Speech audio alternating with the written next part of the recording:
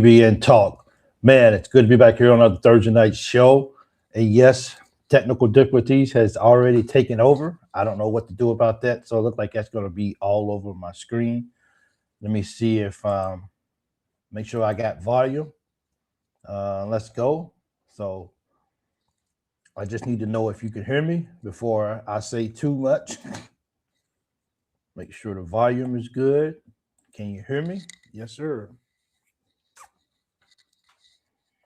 Sorry, I have to ask this question because it's just not working. Come on over and subscribe. Waiting for, can someone tell me if they can hear me or not before I go? Yes, thank you, Jill. Okay, so what's going on, everybody? Thank you guys for joining into the show tonight. We hope to have a very, very fun show. I'm looking forward to lots of calls tonight. It's been a long week for me, so I would love to hear you guys talk and not myself. So audio is good. Thanks, Daryl Williams. Thank you guys. Don't forget, man, smash that subscribe button and smash that like button. If you're over on Facebook, please come on over and please consider subscribing to the channel. It definitely makes a difference. Christopher Perry, I see he just entered the house, so it's always good to see you, brother. Thank you so much for supporting the channel. It means a lot to all of us. So he's got a way about it. Julie, thank you so much. I appreciate those words as well. I love everyone who's on this show, who makes this show go. It always means a lot to me. The link is already posted. It's at the top of the page, and I want to hear from you guys. You guys make the difference. You guys make the show. So let's get this thing going. I definitely hope that I don't have any issues with the audio, any issues with the video tonight. It's already done told me that something's wrong. I don't know what it is. I'm not even going to touch anything. It's telling me to refresh my screen, but if you guys are good, then I'm good. I can deal with that for a couple of hours. That's nothing. So Rip Watts, no L's down will always be the case here at the Loyal BBN Fan Show. That's just what we're doing. So I always forget Leah and Jimmy. They always do a good job at remembering to play the music. So I'll play the music and then we'll get started. Somewhere.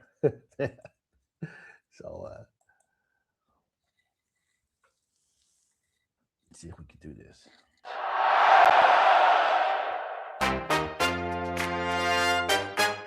Yeah. Just that. Come on, baby. Check it out, it's the show. You know, crowd tightened up as we let the flow go. No fake hype, just real BBN talk.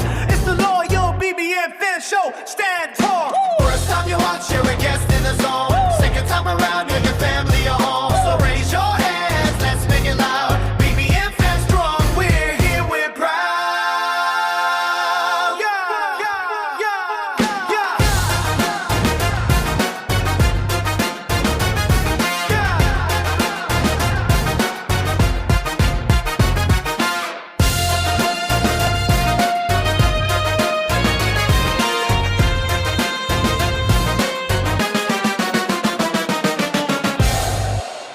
Appreciate that, guys. We're gonna have a good night tonight, man. I know a lot of people got a lot of stuff to talk about tonight. Louisville is strongly linked to Milan. Daryl, not tonight, bro. Not tonight. I'm trying to keep a positive vibe here. Let me keep a positive vibe. Don't ruin me before I get started tonight. Yes, someone inboxed me and let me know that. But you know what? A lot of this stuff, man. Look, you guys got to understand something. Kentucky's a big fan base. And a lot of these channels out here, man, they understand, and they understand that a lot of their clicks, a lot of their views, so they have to do something to entertain. Now, they may be right, because they got sources. I have no sources. I don't know who they talking to. They may be right. I don't know. But a lot of these people understand who do these shows. They understand that they got to cater to Kentucky fans, whether it's negative or positive, because it builds clicks for their channels. You know, and I mean, and you got non-Kentucky shows out there that are just blowing it out the box because they're talking about Kentucky stuff. I just want to talk Kentucky stuff, and you know, we're trying our best over here. But yeah, that's why I don't watch a lot of those shows, is because, hey man, I get it. That's what moves the needle. and they're gonna put out stuff to be like, hey, can we just get an extra 10,000 views today? Even if it's just even during a very slow period, can we get about 8 to 10,000 views on this video? They got to do what they got to do. So I try not to get I try not to get too high. I try not to get too low. I just try to wait and just see what happens. Maybe people can call me a little naive. Maybe people can tell me you need to get more involved. I don't know, but I mean it's so much stuff out there to watch that it's really really hard to to keep a mental balance when you watching and listening to everybody out there. Now, once again, they got sources. I know nobody. I don't know anybody. So these guys, they know who to talk to. They got phone numbers and they can reach out and they can get more accurate stuff than I can. But I just tend to like sit back and just wait and see how things happen as well. Wants to I think he wants to be. I think he wants to be an NBA player too. He kind of said that in his interview. I did see that. But hey, if he doesn't get the deal that he wants, I mean, he had a really solid junior. He had a solid year last year. So of course that's attractive to some teams. But did he do enough that they willing to take him in the NBA right now at a higher pick than a mid to late second round? If so, then it would be more feasible for this guy to come back to college. But anyway, he says he wants to go to college where he can get his draft stock up, though. If that's the case, why would he want to go to Louisville? Don't make no sense whatsoever. Hey, come to Kentucky, dude. We're going to get that time. Graves basically already turned us down, so we need Mom and Marino now. That's okay, Graves. That's your loss, not our loss. For real. I think people don't sometimes people don't really understand really what the brand of Kentucky can do for them, and the light, the cameras, the attention that if you want to go pro, all you gotta do is come to Kentucky and be pretty decent, and people are gonna find you. We just have stuff at Kentucky that other programs don't have. Yes, these other teams they got money and all this kind of things, but we got money too. But the spotlight is always on Kentucky. You can believe that. Yeah. Let the boy. But I don't know who else we're gonna get into place though. I think for me, Julie, is I don't really know because I don't follow it so close.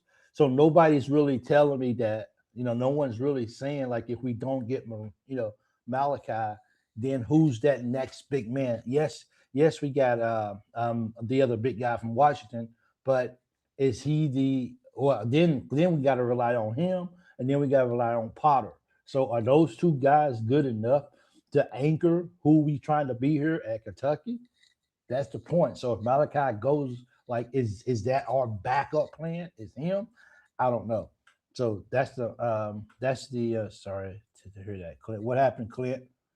Sorry. Oh, what happened? Hold on. Talk about JQ or how we lied. Let's see. Hold on. I gotta go back up to Clint. Clint's been following me for a while, and I didn't see what Clint just said. A little bit. Oh wow, Clint. Wow. Let me throw that on the screen, man. I'm just seeing that, so I didn't know. Oh my goodness, man. My condolences uh to Chris, man. I mean, not Chris, but Clint. Well, I was trying to throw it up on the screen, bro, but it wouldn't let me. Uh, Somewhere.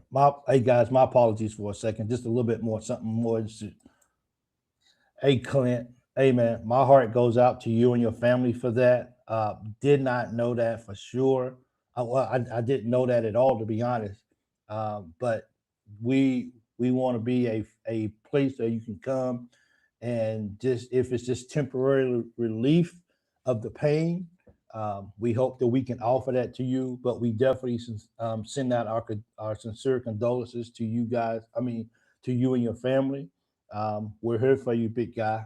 Okay, so please understand that, and this is a chance just for you, just to kind of, you know, I don't know what to say, man. I just Yeah, the other, we had a call in about 2 weeks ago, and it just like that, it really overtook me. Hey, do you mind if I ask how long you guys were married for? I apologize for this, guys.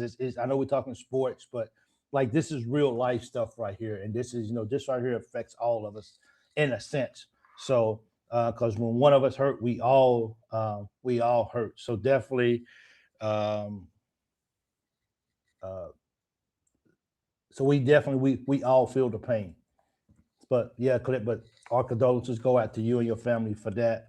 That hurts, bro. That hurts a lot, and it kind of, we not to make this any kind of sad show or anything like that, but the reality of it is this is a painful event in one of our own lives, and we have to pull together as a family.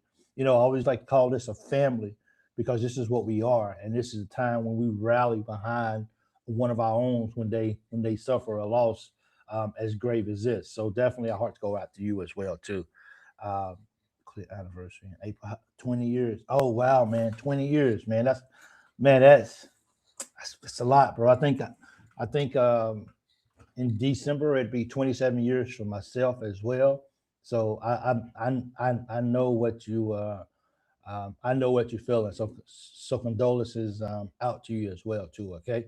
So uh Clint is true. Yes, absolutely, man. He's definitely um um true BBN, and we got to make sure that as a family, we come together as a reunion. We talk basketball, we talk sports, we cry with each other. You know what I'm saying? We get angry with each other. We rejoice with each other. So in times like this, we definitely got to take just a moment out and just let our brother, uh, let him know that we with him in prayers and thoughts and everything like that. So it's man, dude, it's hard. It really really is. And I don't know how you even transition into basketball or sports after something like this. We could just end the show and we come back next week. How about that? I don't deal with death very good whatsoever. I'll just be the first to go. Skill Dragon, good to see you, brother. Thanks for joining into the show. We all are family here. I like what Laura. Let me see. Let me see what this here says. We are all family here, and you can't deal with the deaths. That is very disrespectful, and maybe you should tune into another episode. Clinton deserves prayers, and let's support him right now. Absolutely, and I hope. Look, I don't care if somebody's being disrespectful. Um, hey, Jill, my condolences to you. To your family too. If you can't respect that, then you know what, you can just unsubscribe to the page. I don't even care. Like this is bigger than basketball. This is somebody's. It's just somebody's wife. It's somebody that that the guy loved very much, very dear to him. So if you can't deal with that, if you got to be disrespectful, I don't need subscribers that bad. I just don't. But anyway, I have blocked Lori Eaton. Well, what did she say?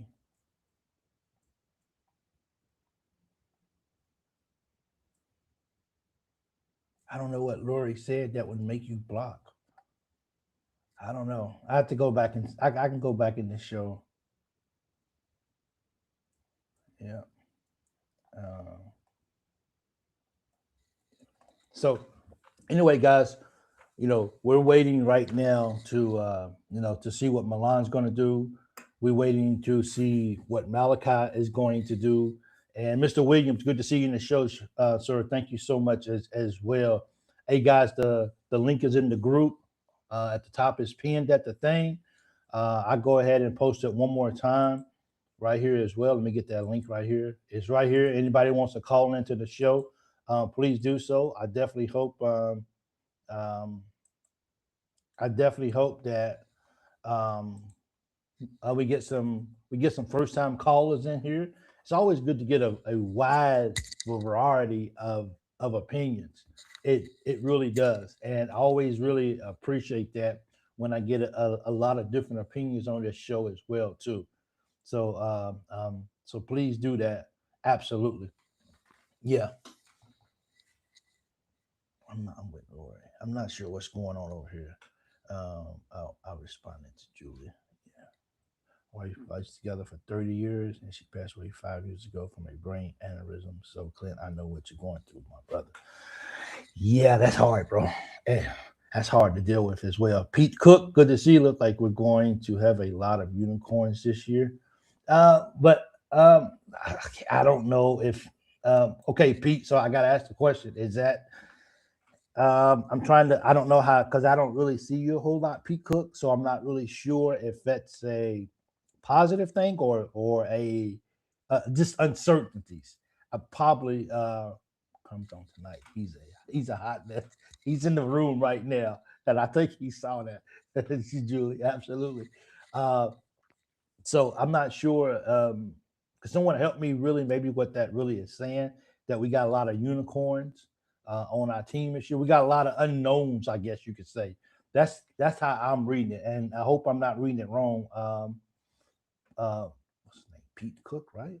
Yeah, I think it's his name. Who actually? Yeah. Pete Cook. Um, we got a lot of people who, and we got a lot of players out here who on film they look like they may be good players, but we won't really know until they can take their talents and put them all together as a unit, and whatever files on the floor, can they find a way to play really well together on the court together, and can they jive together?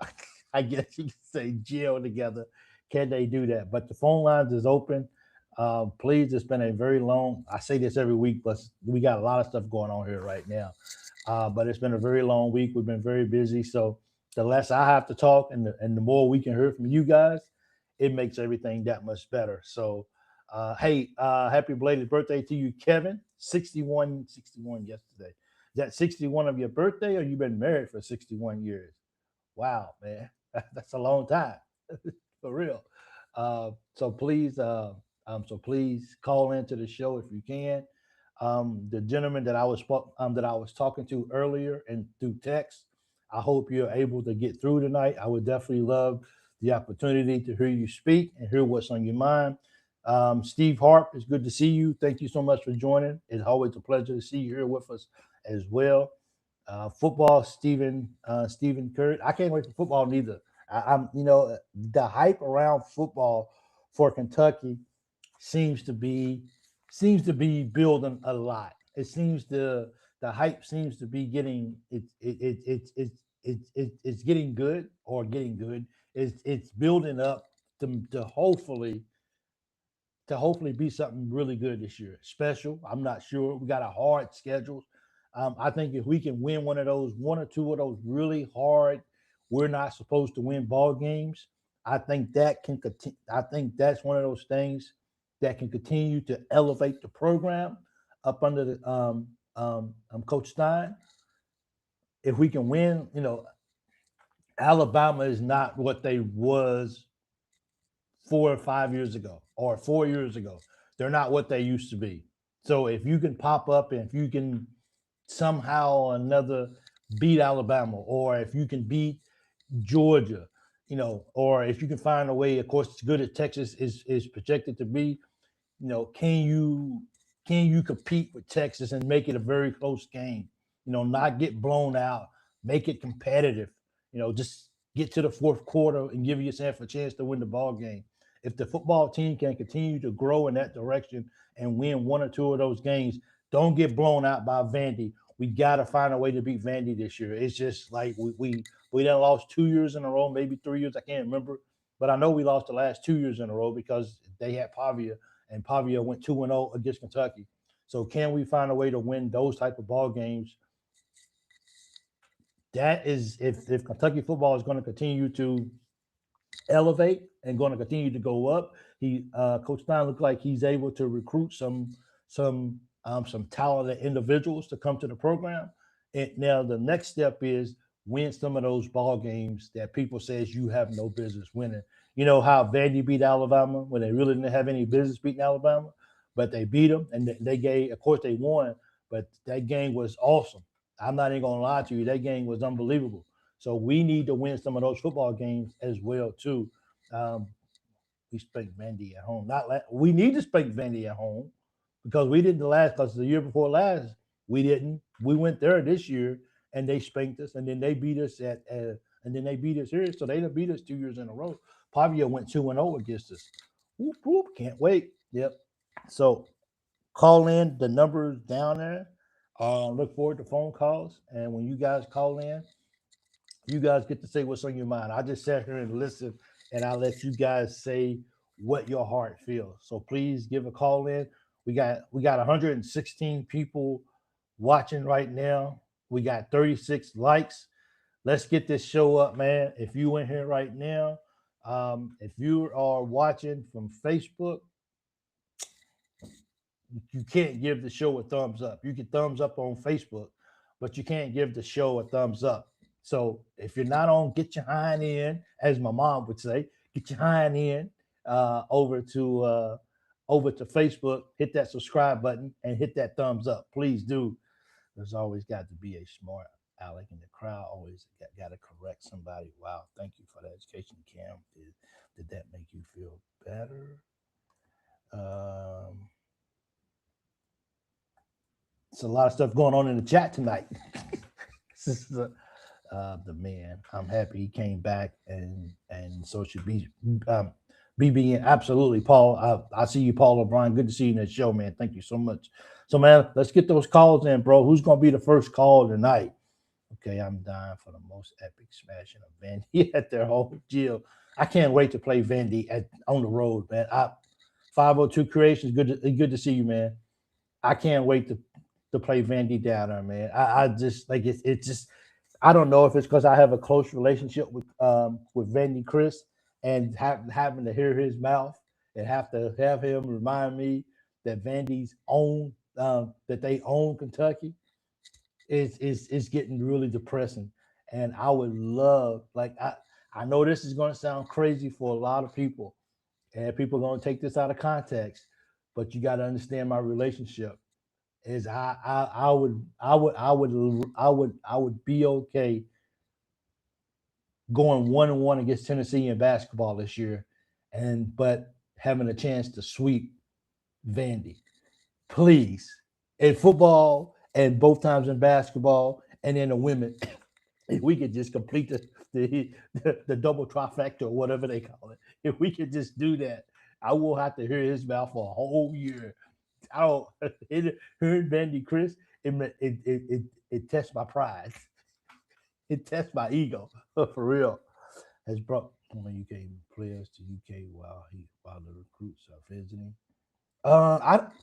I haven't heard if he did or not. I don't think so, man. I'm maybe some older players, and that's no disrespect to those guys, but maybe some older players might have been on campus or whatever, just in the facilities. But as far as just knowing that he's had like Anthony Davis or John, well, they didn't want John Wall, so John Wall went and took his talent somewhere else.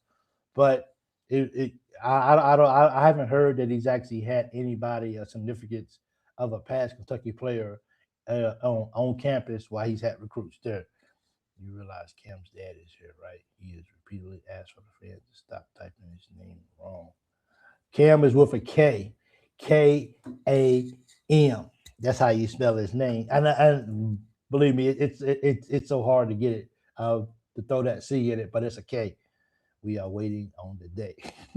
Basketball recruiting is going to be till the end of June. I'm afraid Milan will take a couple of weeks. Then, if we don't get him international, international will take a few. I just want this team to be complete, man. It is. I want this team to be complete. I'm ready for us to just be able to say that this is our team, and then you can make a decision as an individual whether you want to support this team or whether you don't, or whether you believe this team has the opportunity to do something big, or if this team is just going to be just a bunch of could-be's or a bunch of average guys. That's going to be completely up to you guys as an individual on how you guys actually feel that as well. It's K-A-M right here.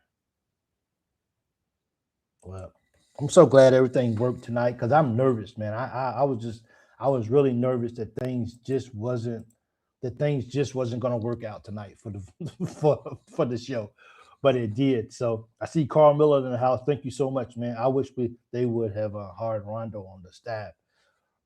he's a genius, man, in basketball. He is. He's such a big genius.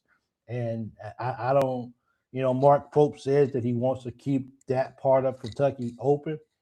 Always players um he verbally welcome all players back to the facility. Everyone's welcome, whether they Cal guys or whoever. They're always welcome back to the facilities. But I don't really know how many guys is really going back, um, to really spend that much time at Kentucky, especially around the new players or whatever. But I remember it used to be a time where that was a thing to do, is bring some of those guys back on campus when you got recruits coming in, and that made a big difference as well. Why are you nervous, Big Mike? Uh, I don't know. Did I say I was nervous? Did I? I think I'm just nervous. Um, I don't know why I'm nervous. I ain't nervous about this team. Here it is. I think I'm nervous is because I really want Malachi to come back. I'm not gonna lie. Now, don't get me wrong. Look, this is a chance for a guy to live out his dream in the NBA. So I ain't nervous that, hey, I want my selfish needs to be met by you coming back to college. But if he's, you know, uh, let's be real. I mean, I don't know who we have in the place of Malachi, because if we brought in the Washington kid or young man or man, because he's a grown dude, if we brought him in to be our center with the backup of Potter, then I don't know really how I really feel about that right off the bat. I just don't. Uh, uh, I don't know where BC's at. BC's probably at a dance event with his daughter. His daughter is a dancer, and she has these events that she dances at and everything. So he could be with her tonight. I'm not 100% sure. But the show goes on, baby. So who's gonna be the first caller tonight, man? We've been on for 27 minutes. You guys know how I like to do it. If nobody's calling in, then we'll go. Uh, Call it to comment. If nobody's calling in, maybe around the 40-minute mark, then we'll end the show. This show on Thursday nights is all about call in. So if Mr. Williams is on the show, and if he's going to call in, he usually calls in after a few people calls in to give people a chance to call in. So if you want to get your phone call in, please do. And someone actually recommended something, and I'm gonna try to incorporate that if I can tonight, if he does call in. But the phone calls will be a lot shorter if that happens. Okay, who will be honored at Twins Senior Day at Rupp? Oh, would it be the new kid from not the new kid? I keep calling him a kid. He's a grown dude, man. he's he's almost able for Social Security. Thanks for being in Kentucky, but that's facts though. Calder, man. Right. So, oink. Oh, we gotta hurry up and wait from Malachi and others. Exactly, I was about to say 5021, one and only under peanut butter. I bet you wearing this around your neck for the smart butt. So who's gonna call into the show first tonight, man? Who's gonna be um, Julie? Can you call into the show? I know we kind of discussed about you calling in last time, or calling in before, but um, yeah. Well, BC, I'm not sure if BC is he in the room. I don't think he's even in the room to even call in. I like BC when he calls in and he's able to be on camera. Um, that's that's when me and BC are our best. You guys don't have to call in with your face, but I prefer to have BC when me and BC is face to face together. That just that makes for a better show. The number is there's not a number, there's a link. So the link is right here. Is it? No, it ain't. We got a caller right here, and then I will get real upset if people get nasty. Uh,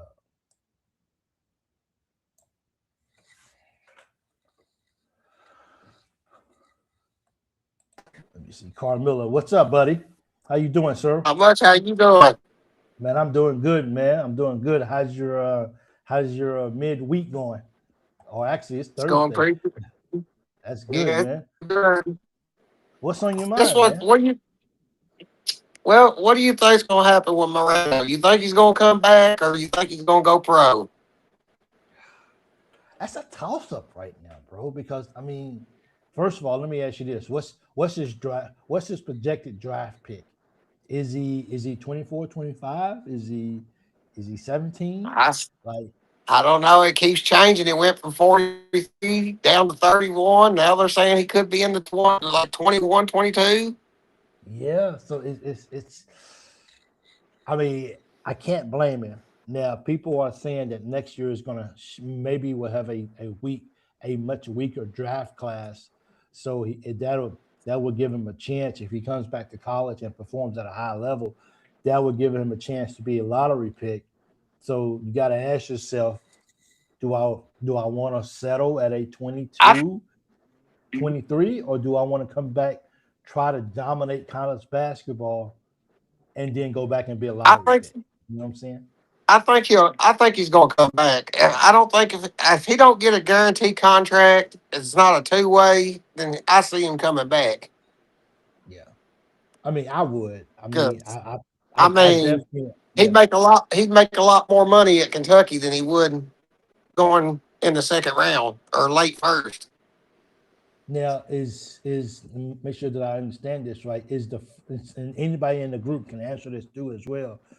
I know the draft. I know the lottery picks is guaranteed money. Is is being in the first round? Is that? I mean, is that considered like a two-way contract? I thought maybe two-way contracts is if you didn't get drafted. Two-way contracts is two-way contracts is usually after like in the second round, like 31st pick and up. Yeah. So I mean, so if he goes 22, 23, that's still guaranteed money though. Yeah, but is he guaranteed that they don't send him over to the G League I don't know that. to develop And him? the team See, that likes the the team that likes him is New York, and New York already see, he has two worked good out for my. centers. See, he had a meeting or a workout or whatever with Miami Heat too. Ooh, okay. That's the one that So I didn't they got see. Yeah, the Miami Heat, the Knicks, yeah. the Lakers, and there's Boston and another one that's putting interest in him. Okay. Well, I mean, I would So definitely, that's a young man's dream is to go to the NBA. So, just the yeah, lure of I the mean I lights, ain't go. all I of wouldn't be that. mad if he. I would be mad if he went. I want him to come back, but if he has to do what's best for him and his family. Absolutely. You and I, we're both in agreement on that right there. But I definitely And I think wanted to that. mention, I want to give my condolences to Clint and Yeah. his family. Hmm. If there's anything that I can do to help them, just reach out. They can reach me on Facebook or TikTok or anything. If there's anything I could do to help, I will donate to them whatever they need. Just reach out and get up with me. I appreciate that, Carl. Absolutely. Yeah, That's what I was about to yeah, race to second contract. So it's it's just about what's best for him and his family, and we got to see what he do. But you know, yeah. as I said this before, is we didn't really. It's we didn't really as Kentucky fans, when we looked at Malachi last year coming in as a freshman, not many people looked at him as being like, dude, he might only be here for 1 year. I think most of the fan base just like already just made it up in their mind that Malachi is going to be here for 2 years. So the growth that he made from year one, in his first year, I think it could be tremendously bigger if he does decide to come back in his second year. And let's see if he can dominate, the SEC. Let's see if he can dominate. Let's Yeah. see if he can be the Boozer of how he was this past year for Duke. Can he be I think that he this? can come. Yeah. I think if he comes back, he can be. I think he could be a number one draft pick next year. I think he could be that good. Well, He's got a we better would love team. it. Yeah, Because he'll have a better team around him this year. More people could get him the ball this year than what we had last year. well, And I would definitely love to see him try to try to be the best here in yeah, Kentucky. That's for sure. but I support him whichever decision he makes. I'll be happy Yeah, for him either one he makes. absolutely. I definitely will support him in whatever he does. We just I think the Malachi. I Yeah, think the I think the player from Washington will be better than what everybody thinks too. The I like him because of his physicality. I'm not looking for him to be a scorer. I'm just looking for him mhm. to just to be to be physical. Yeah. And if Malachi comes back, to be able to have Malachi go to the bench and then have another physical guy. Because don't get me wrong, I like Brendan Garrison, but he just a lot of nights he just didn't bring it. And I think the Washington guy, Franks, I I think he will bring the energy and the physicality night in and night out, and that's what I get excited about him about. And if he stays healthy, Did you you just did a whole yeah. did you hear that on the about Jaden Quaintance blaming Kentucky for him not getting the playing time that he deserved and all that? I did And not when hear he was the one, yeah, it's all over other pages, other broadcasters talking about it. That really. and then yeah, and then somebody one of them on that sleeper said that they was back in Kentucky 100% because they tried every way in the world to get him on the floor. And he every time he played, he told him that his knee was swelling or something. And but he made it look like it's all Kentucky's fault that he didn't get to play. Ooh, that's not a Yeah, you don't have that's to not a. check into it. I Look at it. will. I would trust me. Yeah, It will I seen it. I eventually. seen it today at about 11 o'clock this morning, where it Okay, was on there. I'm pretty sure something like that would come across my timeline. But I'm like, Yeah, yeah, man. I don't yeah. know, bro. I don't know. For How real. can you play somebody that? How can you play somebody that always said their knee was swelling? They wasn't. They didn't feel like it or something. I mean, I just don't Yeah, understand it. cause trust Like I me. said from the beginning, I hate to say it, he just used Kentucky to get a paycheck. That's what he done. That's my But opinion on him. I think He reminds me of that. Carl. What's that one? Shannon Sharp or whatever his name is. He reminds me of him Um, because his draft I, stock. See, his draft stock's dropping too. They're talking about yeah, yeah. he may not go to the second round Ooh. Well, I doubt if he comes back to Kentucky. That's for sure. because what player like they said on there, what team wants to take him and take a chance of him not being able to play or him with his knee or him acting like his knees bothering him or something all the time. Yeah. Kale just put Reminds me of up. that player that played for reminds me of that player that played for Ohio State that I can't remember his name, big old guy, Okafor or whatever his name Yeah, was, yeah, or I yeah, can't yeah, yeah. had Right that after knee football injury team. and then got in the NBA, then got in the NBA and he only played like 2 or 3 seasons and he was done. Yeah, I think he messed up his foot too, as well too. Yeah. Yeah, man, dude, this But I is want to give you a call.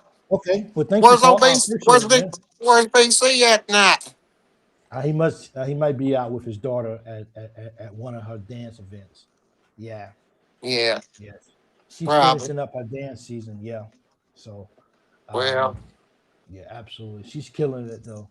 She's out there dancing her yeah. heart out. That's for sure. Yeah, but Carl, thank you so much, man, for calling in. I appreciate it. Yeah. Yeah, I figured I'd get the first one to call in. Maybe we get the ball rolling. Yes, sir. Well, that's usually the case. It's always when somebody else calls in. When somebody calls in, then everybody just starts trickling in. Then so, you started it off. All right. All right. Hey, thanks, Carl. All I appreciate right. it, You brother. know, Okay. all right. Take it easy. You Go too. Big I'll let Cats. you go. Hey, I'll let you out, Carl. Okay. All Okay. right. Okay. There you go. So if you call in, guys, when you're done, before you get off, I'll let you out of the room so it doesn't mess up the audio. So who's next calling in, man? I mean, I didn't see that about JQ, and I'm just not hearing about it.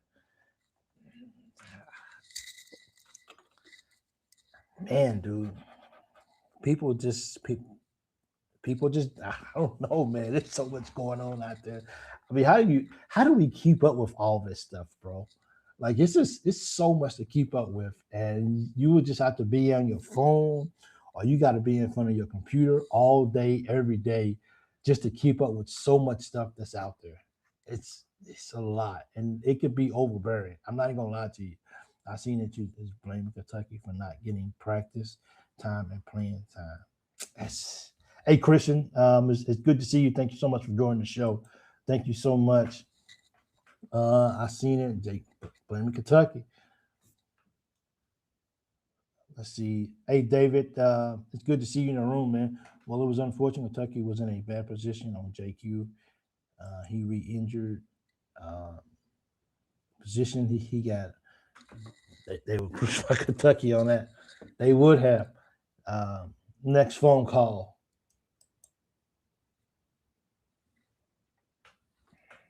I know I hit the what's the name?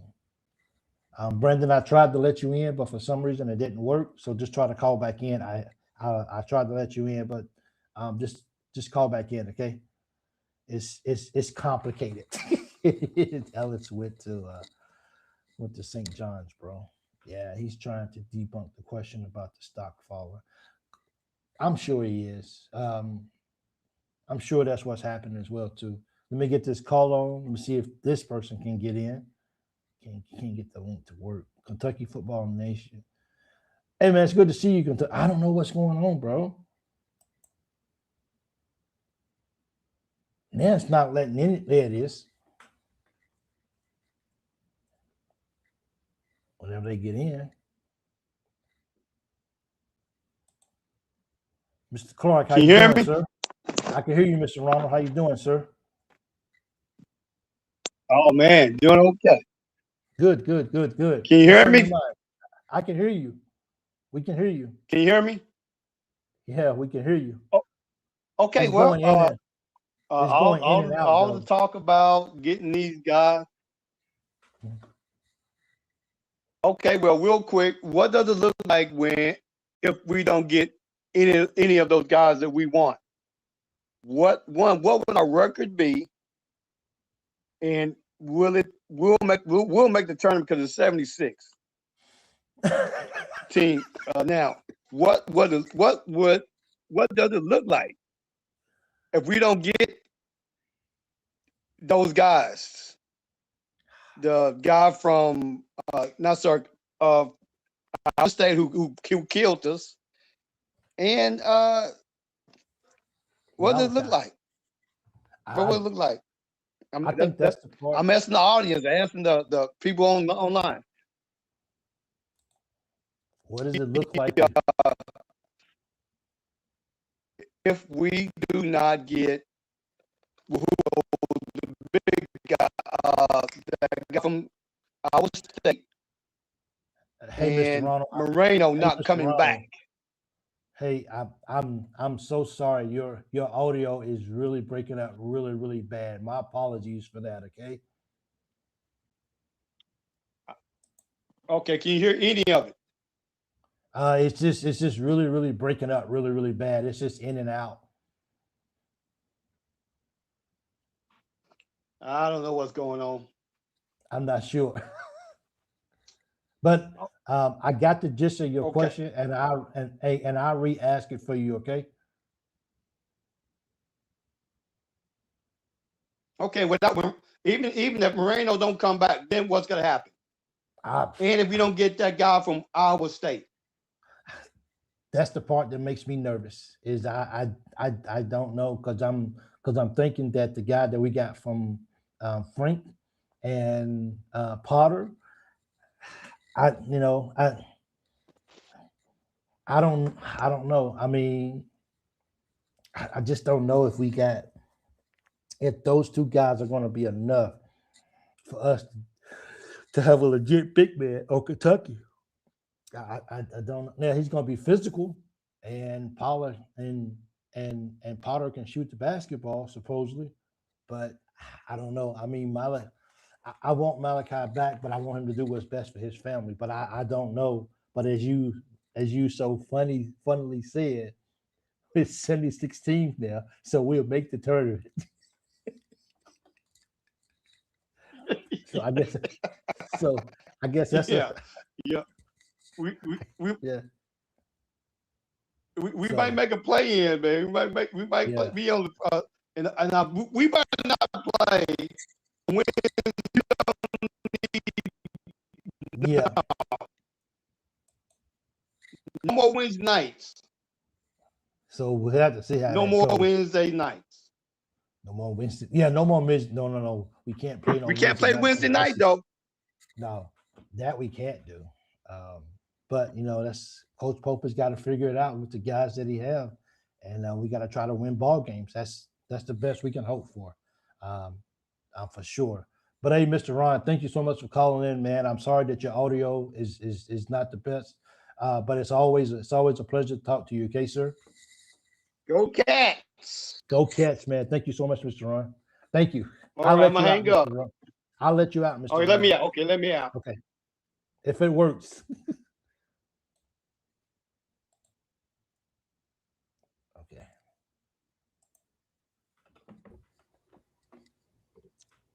There you go, brother. You worked. What's up, Tom? Man, hey, man. Can Hey, we talk a we're- little football for a second?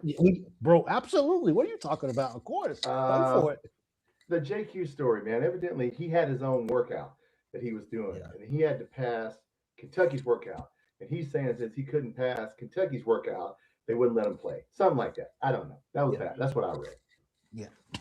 I don't know, man. So somebody didn't let somebody play. I don't know. It doesn't really matter, does it, man, at this point? Yeah. No, it doesn't. No. We're killing it in football, man. 4 stars. Yeah. We got a 4-star wide receiver last week. Ivion Lewis, kid from where was he from? Virginia.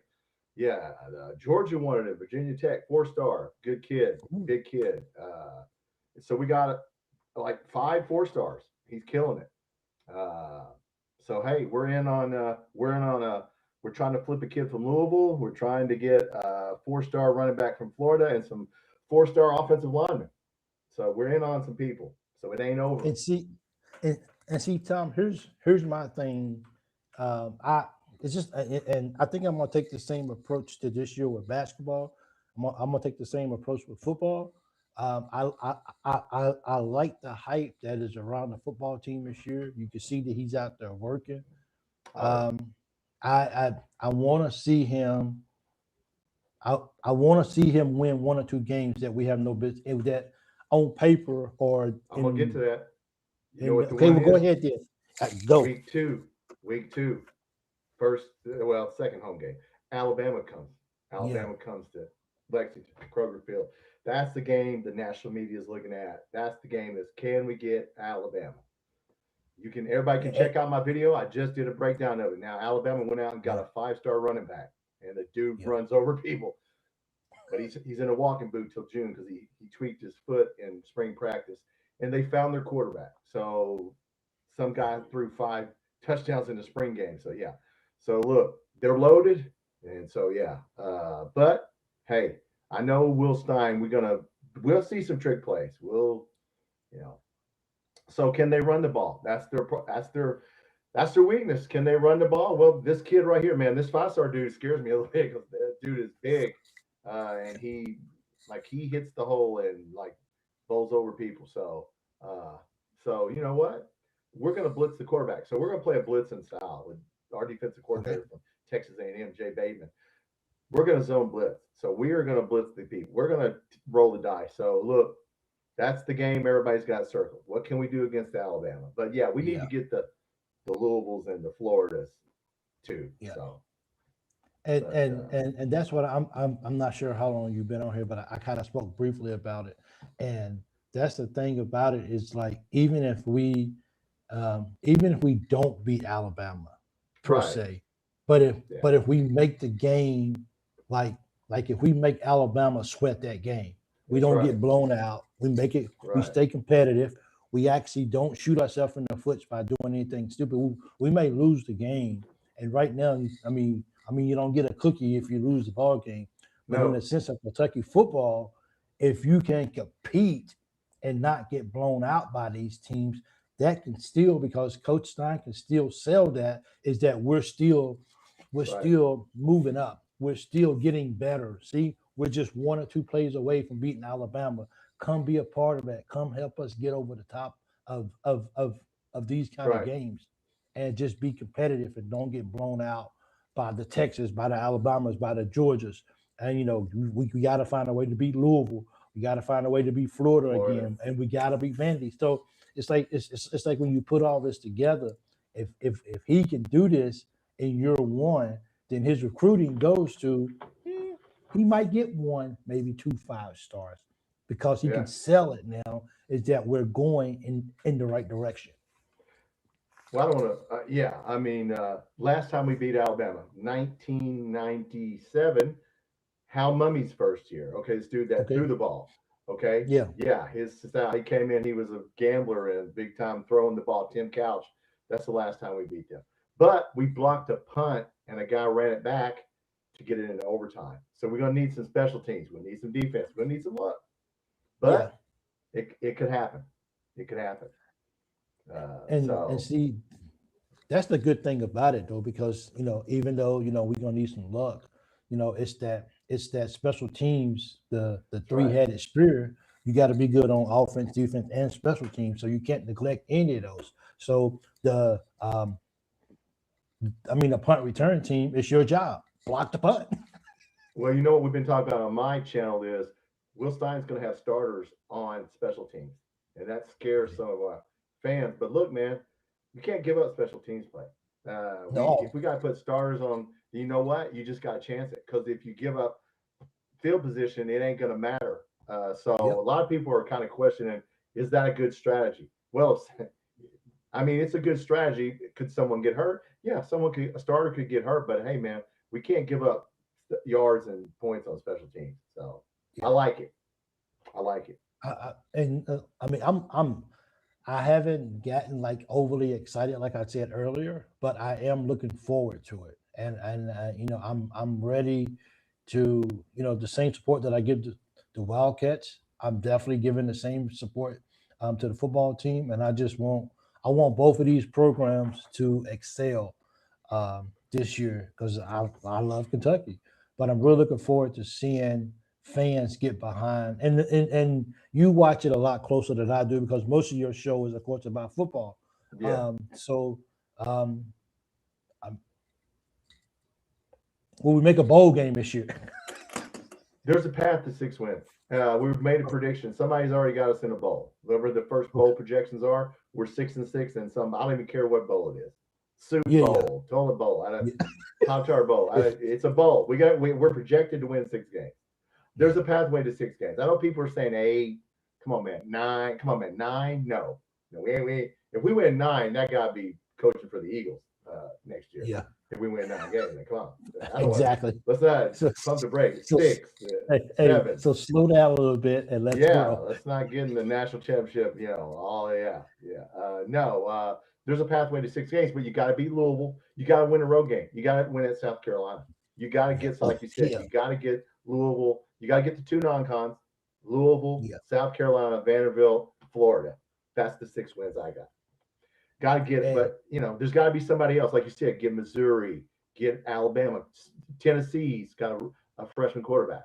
We never do well against Tennessee, but I would never pick us to beat Tennessee in Knoxville. But you never know. Times they are changing. Yes, it is. And I don't think Tennessee's going to have an outstanding quarterback this year from what I'm seeing. So it's just about how bad as a team do we want this to happen. And the recruiting seems to be there. He seems to be attracting, even if he's not having problems getting in people's living rooms and winning kids. Exactly. Now, for whatever reason, he is not having an issue because we got the number 2 quarterback in the nation. I mean, come on, man. He didn't go to Indiana. He came to us. The kid, now I can't remember, Jake Narat from Illinois. I mean, he was the number 2 ranked quarterback in all of high school in America, and we got him. So that's big, man. That's Yeah. come on, man. I mean, that's and no offense to Mark Pope, but dude, I mean, yeah, come on, man. Something is wrong there. So, and I Yeah. don't follow basketball as much as you do, but yeah, I try to follow. But okay, he's answering some questions online. Okay, man, he's doing his job. I like that. He is answering some questions online. Okay, it's fine. Yeah. But yeah, I don't understand why. And look, there's a story that just hit up on KSR, but it's not a good story. It's just the truth. We are 13th in the SEC in athletic donations, 32.6 million. Only two people are behind us, Mississippi State and somebody else. So we don't have the donations, and that's what I was talking about on my channel. The donors, we don't have the donors that Texas A&M. Yeah, so we're getting high school players, and we're going to build it a different way. Yes, we got some people out of the portal, but we're going to build it with younger players. So it's going to take a Yeah. little time, maybe. If we don't win, look, I'm afraid if we don't win 5 games, 6 games, people are going to don't do that. Oh, you know it's Don't coming. go south on. Yeah. Yeah. Yeah. Yeah. It's But coming. yeah, I Yeah. mean, yeah, let's just build it right. If it takes, hey man, if it takes a year or two, then that's fine. But this guy's a smart guy, and he assembled a good staff. That's another thing. He's accessible. He's been on every YouTube radio station. You type in Will Stein right now, the guy's everywhere, Yeah. and his staff is everywhere. His staff's accessible. Everybody's taught. They're not closed off. So I just wish before I get off here, Big Hey, Mike, hey, I just hey, wish hey, Mark Pope hey, would Tom. not Hey, close that up. ain't you ain't throwing a shot at nobody, are you? No, no, of course not, man. No, my channel, dude, I'd be a lot more not as nice. Okay, Yeah. Yeah. look, Yeah. sometimes I say some things I should not say, but Yeah. look, man, it irritates me that Yeah. I'm glad he's answering questions, and everybody's like, I'm thinking, man, you're supposed to be answering questions. We're rewarding him. He's doing his job. Okay, good job, man. Answer some questions. Okay, if you want to do it online, cherry pick some questions. I get it, man. Uh, some people are better, I guess, interviewers than others. I don't know. I But got you. anyway, look, football. Get excited, man, because you never know, Mike. You never know. We could jump up there if we get Alabama, man. Look out. So it could That's what I'm happen. saying. Hey, Tom, I got a question for you from Sure, Craig Blanton. sure. Who is this guy? He's some loudmouth dude that has his own show, Kentucky Football Nation. I just put up a video about Alabama today. You Yeah, feature yeah. on my channels, don't tell me what I'll say. I don't. I just Look, am like a fan. Sometimes I get frustrated. I say things I probably shouldn't have said that. After I yeah, go back, I'm not going back and editing anything. Okay, y'all just go back and go, what is wrong with this guy? Why is he yeah, angry? yeah, No, there's nothing. At the end of the day, it's college kids, man. I try not to get that upset about it anymore yeah. because Come on, it's man, gonna. stop it. I mean, but man, Mark Pope, dude, it's just I don't know, man. I'm missing something about it. I'm just missing Yeah, something. I don't know what it is, but I wish I hope he turns it around, man. I hope we get some players, and hope is the word of the day. Hope, oh, I hope. you know, I'm for me with with Coach Pope, it's not that well, for me it comes down to one word, Kentucky, and because I'm a Kentucky fan, I just I want to be supportive of whoever's in leadership there, Sure you do. and when it's when it's time for those other decisions the higher ups need to make, then It'll be I made. kind of it sort of is what it is. So I'm believing in Coach Pope in this year, and people can call me crazy, they call me naive. Well, man, you get It's called a okay. hater, man, just because Yeah, and yeah. don't call me anybody hating, man. Look, man, it is I what mean, it is. I laugh you at the know, guy. But yeah, yeah, quite frankly, if you come on my channel, I yeah, find him funny. I yeah, can't stop laughing at some of the stuff. And some of the stuff he says. That's just me, though. yeah, I find it, yeah, like I said, man, best excuse ever is left-handed point guard. I will never forget that as long as I live, man, that we did not win because we had a left-handed point guard. I'm trying to invent a left-handed basketball. I think if I'll come up with our solution. I'm going to invent a left-handed basketball. We'll be rich. yeah, Now, that's a joke. See, I'm joking around. Kentucky Football Nation, you want to come on my channel, yeah, we'll say whatever we want. yeah, No, no disrespect to him. Look, man, just yeah, we're gonna line them up just like in football. We're gonna go out on the yeah, court and absolutely, yeah. whoever we get, It's if Moreno leaves, if we get the guy, the shooter, we get him. If we don't, hey, get some people out there and put some uniforms on and let's go play. Go That's play. all we can do. That's it, man. I'm all about that. But hey, but definitely definitely we are looking forward to football season, man.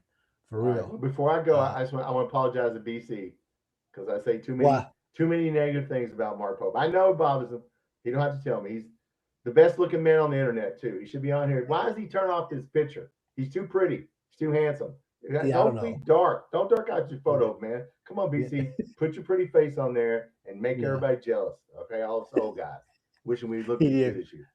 Hey, what's your show again, man? Kentucky Football Nation. That is my channel. Like and subscribe. Come, we're gonna do a live Saturday night. We're gonna There do you Saturday go. Night Live. Whenever I'll do different nights. But yeah, I got plenty of videos up. Yeah. I did one on Alabama today. I tell you about Alabama. They got better. Okay. They might have fixed their rushing issue. And that's what scares me is they might have a running back here yeah. who's really good. And they look, man, those guys, they can fix their problems, you know. Yeah. So no, man. Well, look, hey, everybody in the chat, yeah, come on over if you want to. Hey, Hey, if you want to talk some football. hey, Tom. This right here. Alan King says chances football gets 6 wins, 50%. Oh yeah, oh yeah. I go 50. I go 50. I know. Look, in Vegas, it's 4.5. Bet that. Bet the 5. We're gonna get 5. Look, man. Yeah, yeah. It's 50. At least 50. Yeah. You know, let me see that. Like you said, let me see that second game, and I'll tell you what the chances are. I don't care about the score of the Alabama game. Just let me see how we play. You know, that's what it's gonna be. What we got? Well, we're gonna find out the second week and it don't get any easier after that. When you start playing LSU, Texas A&M, I mean, come on, Yeah. man. We don't get to play Arkansas. We don't get to play the people at the bottom. We don't play Arkansas. We don't play Mississippi State. We don't play what? And you know, so we don't get to play Auburn. I mean, come on, man. We got all the hard teams. So yeah, two mistakes before I get off here. Don't judge it by the amount of wins, and don't compare him to Mark Stoops. I hate when people do that, man. Well, hold on. Now, you said don't compare the wins, but don't we do the same thing to Coach Pope? Or is it different? But I mean, they compared. Well, he messed up and compared himself to John Calipari. It backfired on him. Okay. Yeah. That's just one coach. Like he's the winning. Like Mark Stoops is the winningest coach in our history. Yeah, I like Mark Pope that he did 4 years. I like that he did the math. And I'm not gonna go 5. I go 3. Yeah. I go 4. I love him, man. I tell you, I laugh at him. If I'm in a bad mood, I just turn on some Mark Pope stuff and I just go, yes. Hey, do you know that 4 years? Yeah, 4 years. We're better than him. Yeah. Don't do 5 and don't do 3. It was 4. Yeah, no, don't compare yourself to John Calipari. And don't compare Will Stein. He hasn't coached a game yet. Okay, we don't know. Florida, Auburn's coach. We don't know. There's a lot of new coaches. Everybody's not going to win. Okay. This is your first place to head coach is here. Buddy, good luck. So I think he's going to do well and he'll do fine. But so let me ask you a question. If Mark Pope gets us to the Final Four this year, but don't win the Natty, is he still on a hot seat? Oh no. You don't think so? Man, no. I mean, listen, man. I don't even care. I just want us to win the SEC, dude. I just don't want to come in. Please, God, let's come in top 5 in the SEC. That's all I'm with. I mean, this is Nashville. I didn't worry about we went to 87 teams or whatever now, 96 teams. Yeah. Well, everybody's been there. Damn, 140. 76. Yeah, man. Who we putting in? Austin P. I mean, come on, man. Austin P's gonna get in. Hey, that's my alma. Hey, that's my alma mater, man. Okay, Take man. it easy The Governors, man. I shouldn't talk crap about them. That 1 year, they damn near made the Final Four. They played Providence. They played Billy Donovan. I think that was them. Yeah. So they had but anyway, we're gonna get in the tournament, okay? But the SEC, man, that's what's bothered me. Yeah. I don't want to keep coming in 7th in the SEC, man. Please, Lord, just don't play Wednesday night, man. That one hurts, man. Come on. Not that. Man, you crossed that threshold. That. Oh, dude. Come on, man. God, how about I got to sleep in Nashville now? Got to stay, all week, man. Come on, dude. No, seriously, we're in the SEC. Do that first. I just wish the first thing we do is go after the SEC and talk about that before we start talking about Final Four and Final 8 and, Come on, man. Let's do it in Nashville. When is football game this year? When is the first Saturday in September or whatever? I don't have my schedule in front of me. The first Saturday in September, we play Youngstown State. Don't worry about that one. We ain't gonna show them anything. Well, It's look, that look, next look, one. look, look, look, look. Here's the thing, though. Oh, we see, and here's where I start the season at for me, Tom, is what do we do against this team? Now, I guess you got to say, okay, we got to come out and we got to work out some wrinkles and all this kind Don't of stuff show them right there. anything. But here's the thing: if we don't come out and blow this team out as fast as possible, and we can't put them away until Well, late yeah. third quarter, fourth quarter, then that's when you start raising those like, Oh yeah, who's yeah, this? yeah. Is the Then coach? now, yeah, So, now, yeah. Okay. so in that sense, are we looking to do this to those guys to put these guys away in the You know first why? half? We got the quarterback. Look, watch out for this quarterback, man. Minchie. Watch out for Minchie. Our quarterback is good. I'm not kidding you, Big Mike. Listen, he can run and he can run. He can take off running and he can run. Like he can run for a first down. We got the dual threat quarterback now. The dude can Okay, make all the throws and he can take off running. And he ran one in the spring game. He just ran to the corner. He can run. He can get a first down with his legs. And I mean, it's not like I'm not talking about rushing, scrambling. There's a difference between scrambling quarterback. Cutter Boley could scramble. We've had scramblers. I can't think of our last. Well, the last one would have been Lynn Bowden. Yeah, we yeah, got a guy who can. But when's the last guy we had that could throw and run? I can't think of the last guy. This dude, look, man, this quarterback. That's the guy that's going to make or break us, and he's good. that's a pretty football you got there, man. Oh, you like that? I That's a like that, lot. bro. Yeah, I it's a like little that. prop. I got a helmet Yeah, back there. Yeah, I got a little props for the yeah. show. I got to make it look like I know what I'm talking about, even though I really look, man. I'm just a Well, I fan. well, I don't. I, I yeah, don't I know know. what I'm I talking mean, about. I got some like our defense. I got it drawn up. I got a whiteboard. Yeah, I try and learn. Okay, what's the 4-2-5? We're playing a 4-2-5. Well, yeah, what is yeah, that? You know. And, yeah, so yeah, I try and learn along with you guys because I don't know yeah. everything. I But don't yeah, either. And these guys, they helped me out a whole lot, a lot. It does. uh, Uh, but yeah, watch the locker with Anthony White and Van Hiles if you want to learn football. Those okay, guys yeah, play. yeah, yeah, absolutely, yeah, yeah. I ain't Uh, gonna ask. I'm scared to go ask a question on their channel. I know it's like kindergarten. I'm in kindergarten and they're in college. yeah. So yeah, no, those are good dudes. Anthony White. They should be. Yeah. If you're not subscribed to the locker and you're in here, shout out to the Yeah, locker. Those I'm guys know surprised that they don't. football. I'm surprised that they don't have a bigger show, man. You would think I, they'd have a bigger show. you would think they would, but you know what? People don't want to know about how football is played. They just want to watch it happen.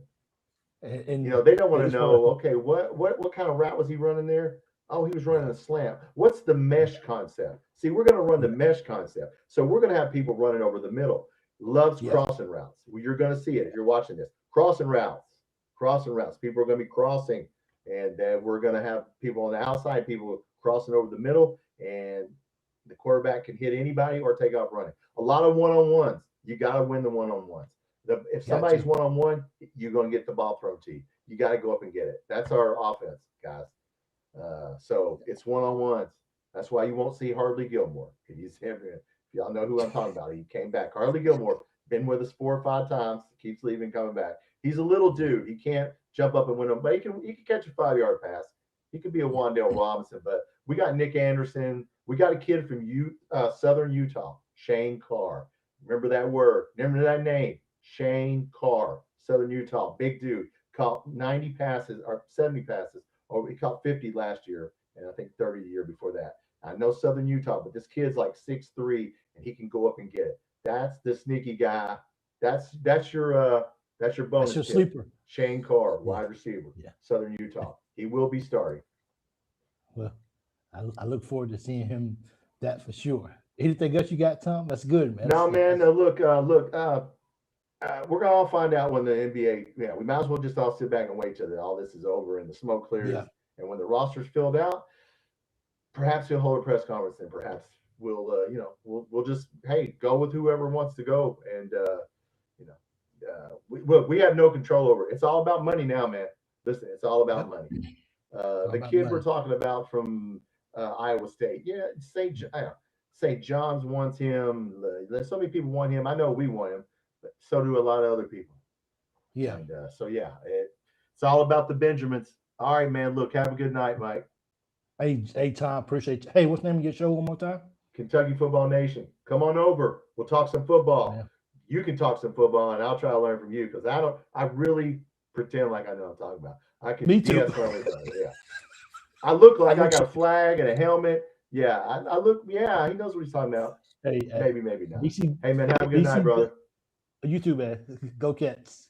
All right. Hey, I'll let you out, Tom. Let me let you out, okay? Okay, you I'll let me out. You let me Okay. out. Okay. Got a little football in here tonight. Absolutely.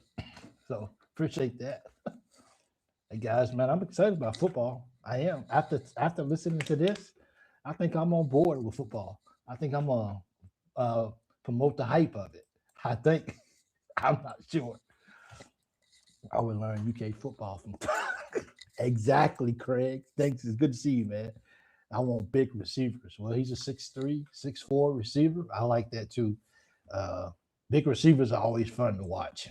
They can go over the middle. They can grab it. They can go up. They can go for Hail Marys in the end zone.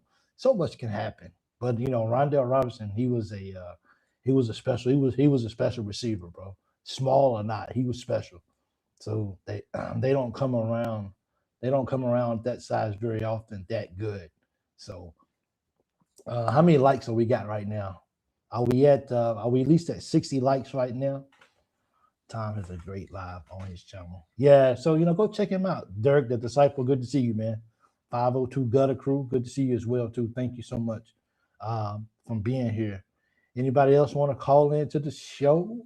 Anybody want to call into the Thursday night show? Is this going to be? Look, man, I remember when we had like 30 minutes call-in shows and nobody was calling in, so we was like, well, guys, we're gonna call it a day. We'll try it again next week. So, does anybody else want to call in to keep the show going? We ain't ready for the show to end just yet. We've only been live for an hour and 10 minutes. We can go a little bit longer than this, but it's up to you guys, though. 67. We got 67 likes, man. Where's my 100 likes at for the call-in show? 100 likes has become the norm for the call-in show. If you're watching on Linda, welcome to the show. I see you. Yeah, that was a good caller, man. It was, and I'm glad he stuck around for a few minutes to talk to us. But 100 likes has become the norm for the Thursday night call-in show. So is this going to be the first time in a while that we didn't get 100 likes before the show ended? Please, somebody tell me that's not over. So goes Harris Prosper. Good to go. Where are the dads? Oh, I wish they would. I know Cam's dad was here earlier. I'm not sure what type of routine or how often he would call in. You crowds are picking up. Good for you. Alan Kane, thank you so much, man. VIP guest. So, I wanted to. I wish I had a name to actually give a name. But they actually put in the comments on how much they really enjoy the show. They complimented on the growth of the show. And I commented, but I didn't tell them what I really wanted to say. People got to understand something that, and I've said this, and I say this for the whole time that I'm doing YouTube, is that the show is growing because of all of you. I'm not doing anything special. We're all Kentucky fans. Well, some of us are. Some of us are distant relatives, I guess you could say, or acquaintances. I guess you could say that too. But the show is growing because of you guys. I can't get the show to, you know what I'm saying? So 83, we got what 20, what do we got? 17 more. We need 17 more likes to get to 100. So I can't push a thumbs up 100 times. You guys do it. You guys get the show to 100 shows. I mean, to 100 likes on the call-in shows. You guys get Jimmy them shows up to 50 and 60 likes a show. I don't do that. You guys do it. So the show is only growing because of what you guys are doing for the show. It's not us. We just turn on the camera and we hang out with family. That's all we do. So Definitely hope we get to 100 likes today. And hopefully, who else wants to call in? Please do. Just hit the link. It's at the top of the page. If you're on YouTube, it's pinned, it's highlighted. Just click on it and just follow the directions, and you can be right in here talking, and everybody can hear your opinion. So please do. 502 Creations, Kentucky Till I Die. How you doing? It's good to see you. Um, I think Pam, I think you told me that you got your shirt and stuff, right? So I think you told me that you did. I hope you did. And I hope it fits okay for all of you guys who got shirts and stuff. Um, trying to give nobody some heck. So so so let's ask that question. And I didn't have a chance to, but nobody threw a question up. He threw a comment up earlier. I asked Tom about it, but I didn't really get a chance to really look at the comments. So if somehow Coach Pope gets us to the Final Four this year, I mean, come on, let's dream. Can we dream a little bit as family members? Let's dream a little bit. We all dream with our kids and be like, man, if my kid does this, he might be able to do this. So let's dream a little bit for the Kentucky Wildcats. If Mark Pope finds a way to get us to the Final Four this year in year 3, but we don't win the national championship, does that keep Coach Pope on the hot seat and still, or does that give him a little? Does that give him a breather for year 4? 88 now. All right, just like last Thursday, I keep repeating facts, and then suddenly poof, gone. Gone about what? 502 Creations. We don't want the poof to be gone. We want to see the facts.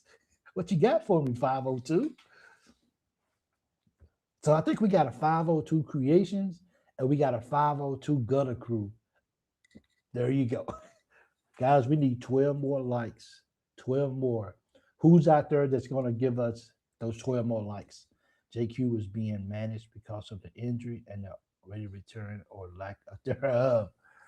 I mean, if his knee was hurting, you know what I'm saying? Like if the knee was hurting and if it was swelling, then it's kind of like, why practice? So why get you injury? If anything, they're saving you so you can have a career in the NBA.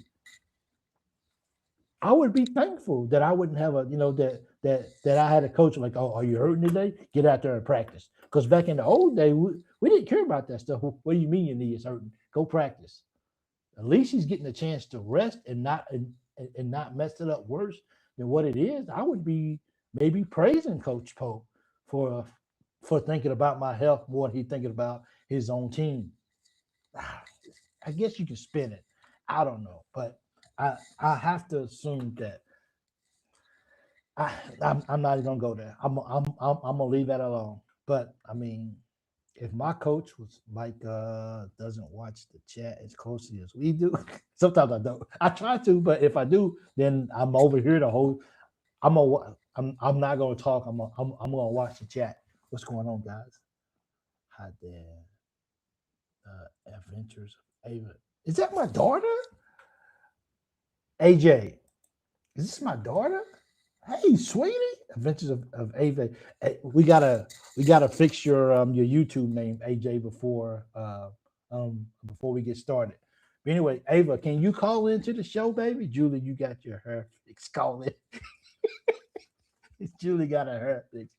AJ, if you're still watching, can you call into the show for me, baby? I would appreciate that. I would love to be on live with you for a minute. And you know what? That's okay, because then I got to say that children are appeared in the video, and don't call in. Me and you, we'll do a show together on your channel, okay? So, hey, Dad, I love you. Don't call in, Ava. That's my baby. Appreciate it. Ava, when's the last time you watched a live show with Dad? It's been a while, hasn't it? Yeah, she's like, oh, that's just Dad, whatever. Thanks for the update, Doug. JQ is just a big old, okay, he just used, probably. Yeah, I'm not sure. It's good to see I'm here. I see that you're here, AJ. Don't call in, Ava. I wish you can call in. Call in with me, Ava. Ava, hit this link. Are you on your phone? Here's the link right here, AJ. Hit the link right here and call in. Okay. Add me. Well, you got to hit the link. Okay. Then I got to go put, just do that. This is my daughter. If she can get in, just click in and just just click the link on your phone and it'll let you in. Okay. But you got to get to bed, baby. It's late at night. Daddy can't have you up late at night. Now you got to go to bed. She's 17. So, no, she's 16. 16. Yeah. She'll be 17 next month. My girl, man, I miss her so much. She's my ride and die for Kentucky. You know what I'm saying? She's a basketball player too as well. CJ Rosser to UK. Matt Keltner, is he? I'm pretty sure he's a football player. I've never heard of him on the basketball side of the house, but let me see. Let me throw that name up there. And Matt Keltner, I'm not sure if I see you a whole lot, but welcome to the show, man. I appreciate you being here with us as well. Jimmy Jam's in the house tonight. Jimmy Jam, what's going on, brother? 94. We got 6 more, guys. I love to hear Julie call. We don't get many ladies. I love when ladies call. So if you call in and if I get a lady to call, I might end your phone call a little fast, okay? Because I love to hear when the women call in, because I love to get their perspective, you know what I'm saying? Able to go. So I'll be look what name she used. Hey guys, I'm gonna let my daughter in. So yeah. 17 next month. My girl, man. Turn your TV down. She's my ride down. Hey guys, CATS, cats. What's up, sweetie? What's going on? Hey, I'm doing good. What are you doing? Like, shouldn't you be in the bed right now or something? I've been watching it the whole time. Oh, you've been live with me the whole time, huh? Yeah, we're watching it on the TV. Is mom working? No, she in her room.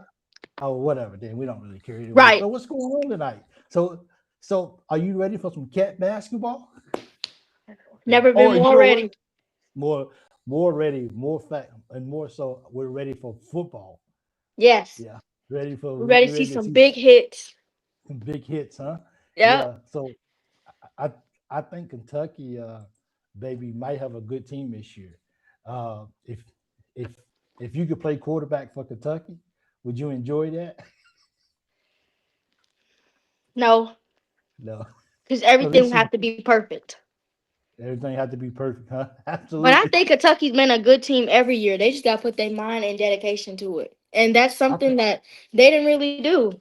They just looked defeated when they just came out, so that's why they lost. You got to come out ready. Yeah, you got to come out locked in, huh? Right. You can't let the other team know that you're scared and that you're going to lose. You got to let them know, like, yeah, we come in here, we finna bust y'all butt. We finna bust y'all butt. Y'all not finna beat us. That's just not how it goes. So they got to come in with a good mindset. I got you. So, my baby. I got. What's up, sweetie? Nothing. Dad misses you. I know. So much for I miss you too. I do too. Are you getting in shape for basketball season? Or are you getting in shape? Nah, when I come to Qatar, I'm gonna come back with a 6-pack. I got you. Hey, we understand that. Right. Anything else you got? Anything else you got for everybody? Don't be a cheetah and go to Tennessee. There you go. And Coach Rochester, if you're watching this, do not talk about Kentucky. Do not say my team is trash. Yeah. Because we're gonna come in and we're gonna whoop y'all every time. Mr. Rochester, respectfully. No cats, no nothing. Yeah. We are Kentucky, the big blue nation. The big blue nation. Dad, you ready? We're gonna do the CATS. You ready? Let's go. 3, Ready? 2, 1. CATS. Cats. Cats. CATS. Cats. Let's go, cats. Cats. I love you, sweetie. Okay. Love you too, Dad. Okay, Bye, I'll let BBN you out. Nation. Love you, baby. I'll Love let you you too, out. Dad. Okay. All right. I'll stop. Okay, let me let you out. Okay, hold Okay. on, baby. Okay, hold on. Love you, baby. Thank you. Let's get Donald Harris in here. Hey guys, sorry about that. I had to let my daughter in. So you know what I mean. Let David Harris is calling it. Let's see if I can get him in.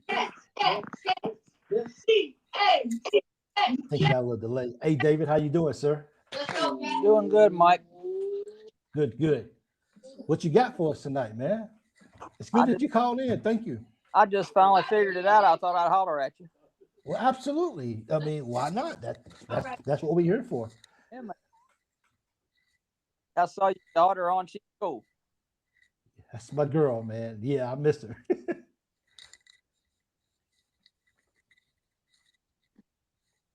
Did I lose you, David? I'm here. Okay. So what's on your mind? It's all yours. Oh, I just everybody. I'm happy to have this year come together. But anyway, I hope everybody's going to be all right. Where team's healthy, got a good start, and all we got to do now is get this. Hey, David. I think your volume is going in and out. So while you're talking, we're missing a lot of the stuff that you're saying. Okay, can you hear me better now? I can hear you. Yes. Okay.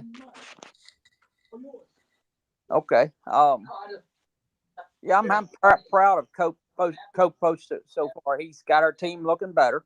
We've got Okay. it this year, and I'm excited to see what happens. I'm not trying to be a negative guy. So, where?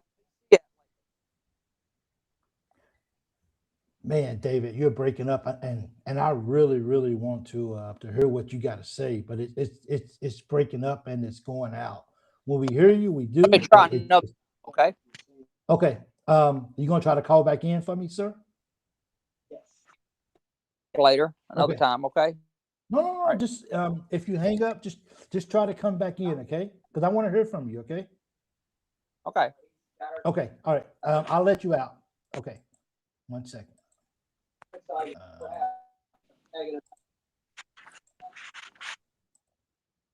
Okay.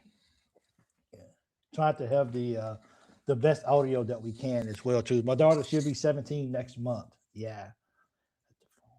To be seen when you're done. Yeah. So hopefully he'll call back in, and hopefully we can get his audio. He's been trying to call in for a long time now, so he actually got it to work. So that's pretty good as well. So I definitely hope that I definitely hope that he can get in, and that we can hear what he has to say as well too. Try to see something. Yeah, let me see. Yeah, let me see. Okay. I think she's still connected. Nobody else is that's Big Mike. I can vouch for her online. I've seen her username taken up for Big Blue all over the place. Like me, she knows her stuff. Hey, thank you for that 502 Creations as well. I actually we got a I didn't realize that was her name at first. I thought she had a different one. So Daddy got to have a little talk with her about online safety. For real. You be cleaning the shotgun when the guys come call it Big Mike, for real. Yes, I will. That's my baby. He's a 6'10", 195 power forward from Southeastern Prep. He's a high school player.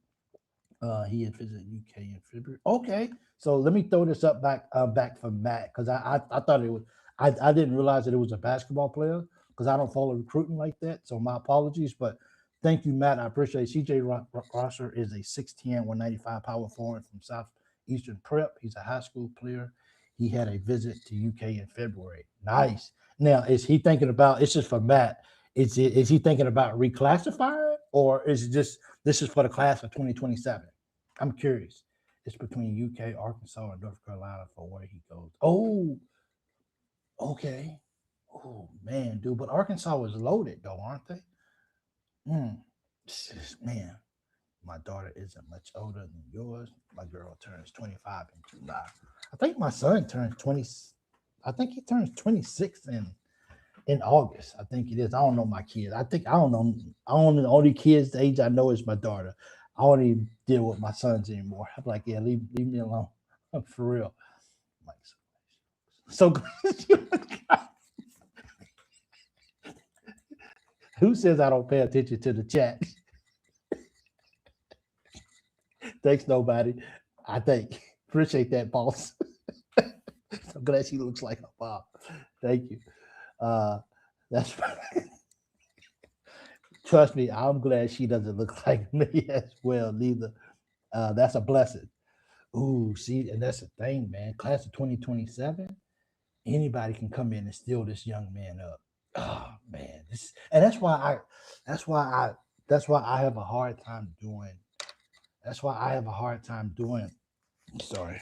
Yeah, that's why I have a hard time doing recruiting, is because man, you put so much effort and time into these kids, into these young men, and then they choose somebody else, and then it's like, well, I just wasted a whole time following this kid. UK is his spot. KSR did an interview. Ethan, he liked Pope. I mean, yeah. Well, let me stay positive. Okay, his son is turning 28. I was a dad of 3 at 17. Like after doing it. Hey, remember when we had our whole starting five and to go in the first round of the draft after losing to Joe Masula? Gotta have definitely can't lose in the first round. David Hurst, I hope you can get back through, man, because I would definitely love to hear what you got to say. Anybody else want to call into the show? Please do so. It will be deeply appreciated. And remember, the phone calls extend the show. And I know we're not ready to go to bed just yet. We're not ready to hang up. We wait. He's a 5-star recruit. He hasn't gotten a 5-star yet, right? Well, he got Brendan Garrison, but he transferred. He was a 5-star, but they would have 2 defenders wedge each side of the screen and then bust him open. And Cal never adjusted. Falling it is the fun. It's a hobby, absolutely. And you know what? And that's why Jimmy and Leah do it, is because they enjoy it, man. It's a hobby, and they really really enjoy it. And that's why I said like I don't do what they do. And I don't know if we would talk about recruiting that much on this show if I didn't have them. So that's why I'm so appreciative of them doing what they do, is because they follow recruiting and I don't. And it gives the loyal BBN fan show the opportunity to still cover recruiting, and I don't have to do it as much. So it's always a good thing. One and done. Pope said he needs 2-3-year players to learn his system. Well, if he gets 2-3-year players, then that means you got to go out and just get average 2 or 3 year players. And is Kentucky, is the BBN patient enough for this to unfold? Back in the day, yes, because that was the norm for most people to stay 2, 3, 4 years in college, more so than it is now. So BBN or fan bases would be more okay with that. But now in 2026, where the transfer portal and people can just get up and leave, and so many people are going pro, it's just kind of like, man, it's like, will the fan base, will they be patient enough to be okay? We can trust the process, but we say that, but is it really true? Cutler had Hawthorne's dad on a few times. He said, "Watch out." Oh yeah. I mean, when he came on the show last week, he sound pretty confident about about what Braden was going to be able to do this year, and that we should not be sleeping on him, and we shouldn't be sleeping on Cam and him on the floor at the same time as well. So if you get Milan, what scenario do you guys see that Milan, Cam, and Hartthor? Sorry, guys, it's late for me. Uh, what scenario do we see these guys on the floor at the same time? That's what I would like to see. Absolutely, yeah. Get back to that one transfer with the new 5 and 5 rules. Trying Pope either whiffs or overpays, no in betweens. You know, that's we got a phone call. Let me get this guy. Let me let the guy call in. Now, when he calls in, it's usually the last call of the night. So let's see if more people want to call in after this. Kentucky wins and lose. What's up, Josh? What's good, brother? Here you are. Hey, Big You're Mike. here. I was. He's like, That's. hey, I kept. hey, I this is kept on. What? it's right here. It's right here with you. I kept trying to tell you in the chat. I was like, man, Big Mike's not reading the chat because she came in a long time before that. She kept saying, "Hey, Dad. Hey, Dad. I'm doing Cash App. I'm doing Cash App." And I was like, well, there you go. That's why I was like, Mike doesn't always listen to or watch the chat, so But then you saw it, so Well, look, I got something for you, okay? Since you created the thought, I'm gonna let you be the first one to do it. Oh, call back in. I was getting ready to hit it. Call back in, please. Just call back in. I was getting ready to do it. I got something for you, bro. So, all right. Let me call back in. I'll call back no, in. no. You stay. Okay. You stay. I had something else going on. So what you got for us tonight, man? Was it Mr. Williams or Mr. Hawthorne was going to come in? Yeah. Oh. Yeah. They'll probably call back. Or Mr. Williams. Yeah. Okay. I was going to say something to what nobody just said, and he's right. Okay. That's what Pope wants. He wants a 2, 3, 4-year guys. The problem is just like you stated, it doesn't work that way now. Not with NIL. Everybody as soon as the season's over, man, everybody's like, name in the portal. Yep. Where can I get the bag? Give me a bag. You know what I mean? Because they played at Kentucky. Maybe they had good stats. Maybe everything went well. They're going to get paid somewhere else. That's just how it works. So until they change all the rules, which the NCAA will eventually get a handle, I think, on everything. But who knows when that's going to happen? It's not happening this year. I mean, other than the 5-on-5 thing. But the 5-and-5 thing really restricts you now because now you really have kind of gotten rid of the redshirt thing, right? Mm-hmm. And that's kind of where it goes. You can't redshirt anymore. The COVID thing is exhausted now. I think the new guy coming from Washington, one of the guys was talking about earlier, this is his final, it's like his 7th year, I think, because it's the COVID rule, right? Yeah. 7 years, right? That's just crazy to even think of, He better be good, bro. Yeah. Well, I think Pope brought him in to back up Malachi, right? Because he's a 6'10" center and he played with Zoom. Zoom, and I think and then somebody else said something about the JQ stuff. Yeah, I didn't hear or see anything about that either. Because I know a couple of the previous callers, Kentucky Football Nation called him when he said I think it was Carl's call where he said he had saw that somewhere online, but I've not seen anything about JQ blaming Kentucky basketball. Actually, I heard the opposite. I heard that it was JQ's dad that was holding him back because he didn't want his son to get further injured and ruin his draft stock in the NBA when he went to the combine. They were totally looking forward to the combine and putting his name in the NBA draft. And the other thing was, that's it. I was going to quote. Hold that thought. Okay. There you go. Kentucky wins or lose. Mr. Williams. Yes, sir. How you doing? Good. I was the first to greet you when I saw you in the chat as soon as you came in. Oh, man. How are you? Good. Yeah. It's good to see you again. Yes, it's always a pleasure to come in and interact with you young people. Yes, sir. That's Appreciate it. that. That's young whippersnappers. Yeah. Oh man. So Yeah, what's going on tonight? I don't know how young I am. I'm Yeah. 48 now, brother. So not too Oh, that's young. shoot, 48 is young. Well, Yeah. I mean, I do get that from people from time to time. Yeah.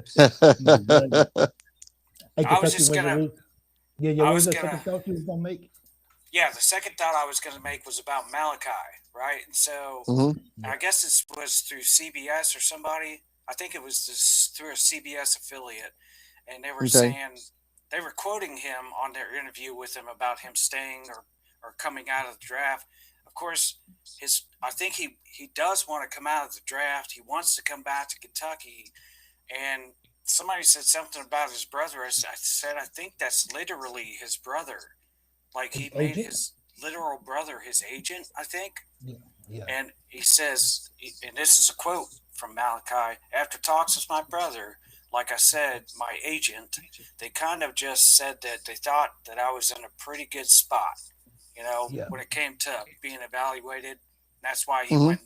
That's why he went and played in that game when they said he was going to sit out all the scrimmage games, but he didn't. He went and played that game, I guess, the other night. He said, Right. I've got pro day coming up after this, and after the week is over in LA, and they want me to be at full strength for that. And I've got a couple more workouts, and he knows May 27th is the deadline, and Yes. my Milan Manchilovic, he knows the same thing. Like May 27th it's that deadline. So I mean, it kind of gives us an idea. Yeah. Yeah. I mean, the whole thing about it is, I think I think his agent, his brother's not his agent. I think I know who it is. Okay. But his brother is, He's just using it um, as a pejorative, like my brother, my bro over here, right? well, I think he was saying my brother and my agent, because a lot of times you have family members actively involved in the process as well. He looks up to his brother. And Yeah. so, it's this tricky situation. You have to, basically you're in the draft until you're not. Right. Yeah. You want teams to look at you. So if teams think you're 1 foot in, 1 foot out, then that's the easiest way for them to not really look at you, you know. And so it's such a tough decision Yeah, because there's no kind of coming back. makes up their mind for them, right? Well, I mean, they kind of tell you the thing is you never know what they're going to do. When you hear the people saying, oh, he's 42, 31 in the 20s, none of them make decisions.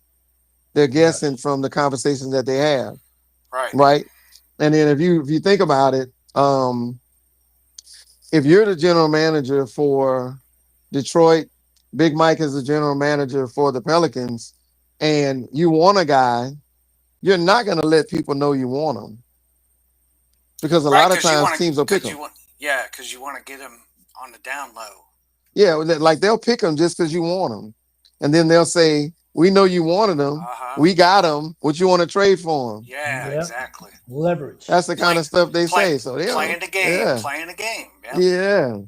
And so, I heard earlier discussions about Malachi. I mean, look, the bottom line is, when you look at injury, anybody who's been injured in sports, it really humbles you because it lets you know that there's a finite amount of time that you can play a sport. Yeah, and it can be taken away just like that. Right. JQ had one of the more frightening, it used to be the most frightening injury in sports, the ACL. But now people are coming back much faster, they're stronger. And so it was a tough situation for JQ and Pope because if Coach Pope brought him back too soon, then every other player is going to say he doesn't really care about you. He just cares about the program. He's making you play. If he lets you sit too long, now the fans are saying you're not being tough enough on him. You should make him decide if he's going to play or not. And he had to figure out what he's going to do because he wanted to play. He really did. But do you want to play now or do you want to play later? You got to make a choice. And so You got everybody in his ear and say, hey, you got to do this and do that. So same thing with Malachi. Malachi may want to come to Kentucky, but when you look at this year, it used to be 100 and I think last year was 160 or 70 people in the draft. Now it's 71. Right. So you have a great opportunity to be first round and get first round money. And the only thing you want to be careful of is, are you truly ready? Because now you're going to be playing against men all the time. Right. You can not go to certain workouts. You can make that choice now, but once you get on a team, hey man, Can't go play. backwards. No, go play. And so, and right now, it's generational no, go ahead. money. It's generational money too. I mean, for these kids, obviously, you know, but even sometimes just coming back to college, which is where I think a lot of some of these guys like Graves and Momchilovich and stuff are talking about coming back because they're still going to get that money and they'll still have a chance to go and change everybody's lives, you know, in their family that they love, you know? Yeah, I mean, when you look at it, you want to go in the league in the best position possible. That means that you had good stats and your skill set is where it needs to be. And so Allen, family, great, great friends with the family. I intentionally haven't spoken to them because they have a lot to focus on and they know I'm real silly and they're serious. So, but they got to make that choice. I mean, he's young. He's only 19. He might be making 20 soon.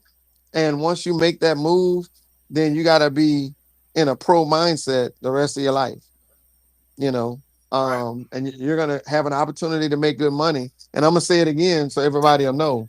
Then you got to go bang against guys like Jokic and, you know what I mean? Well, I'm just going to bring the real to everybody. You have two values. You have a college value and a pro value. Right. So in school, NCAA passes that rule. You got 5 years after you make 19 to play in college. And your college value could be high. You could be getting $3 million a year going 4 and 5 different programs. But oftentimes when people come back, their pro value isn't what they'd want it to be. You could be a late first round pick one year. You could be a lottery pick the next year. Or you really don't have a pro value. You have a better college value. So you got to go get the money while you can. Yeah. And then at the end of your college career, 22, 23 years old, you can try to go to the league, body strong, a lot of experience. And so Malachi has a 1 year of college experience, right? And so teams would rather have players come in young and they're built up through pro means, pro workouts, eating regimens, workout regimens, and they can pair that player with a veteran. You know what I mean? Let's just use like Cam for an example. Yeah, that makes sense. Let's say Dallas wanted Cam, then they would draft him because they have somebody like Clay, 6'7" shooter that can mentor him. Or you can have another team, that just wants him because what he'll bring to the table. You have OKC. They have a lot of good threes. Stuff like that. So that's really what it is. So Malachi, a team that's going to want him is going to be somebody that feels they can have somebody to mentor him, that can teach him. That's a center. They can teach him how to work out, how to get stronger, how to get better pro-wise.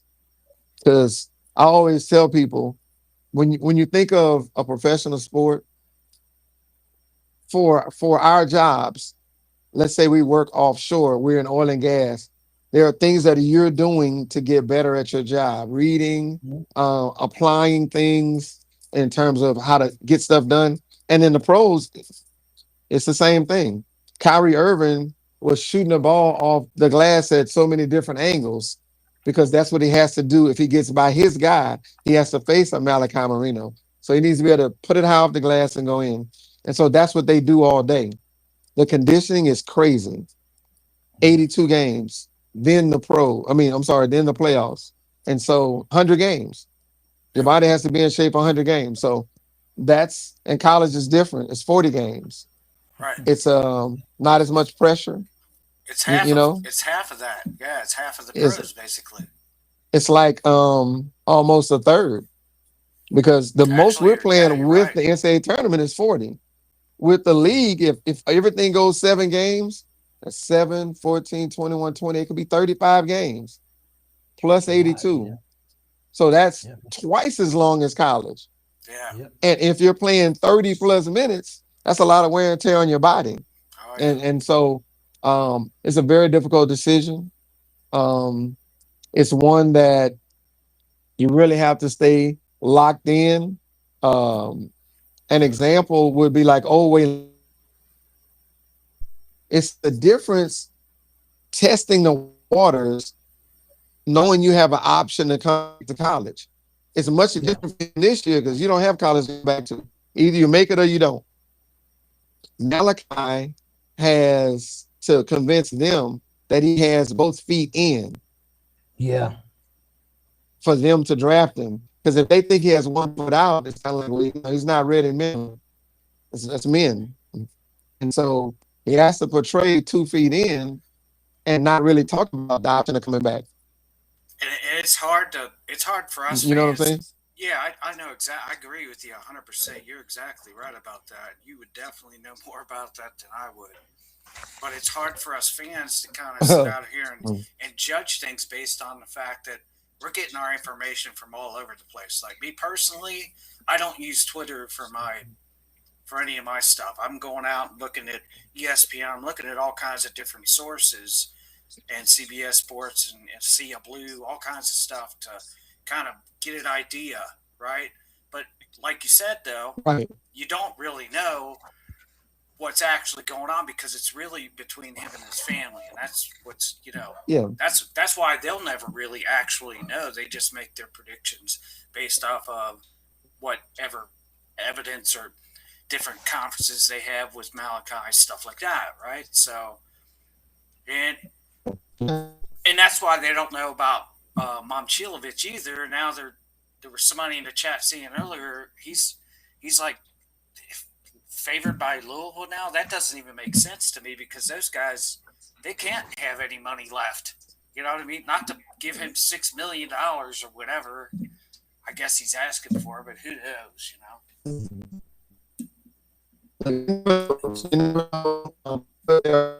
You never know what he's looking for. Because, for example, he's in a situation where he's got to be careful. Last year, I think he became the first person to ever lead in 3 games, and Yeah, I was going to tell him that his audio was messing up. Mr. Williams, if you're watching, sorry, your audio was, I think it just cut you off. So, yeah, I think it dropped him. Yeah, I think that's okay. It was just cutting out a little bit, but I get where he's coming from, though. He's right about that because we don't really know what the kid's asking for, But definitely, Mr. Williams, he knows a lot more about this because he's had to deal with these guys, these agents and stuff. With these kids.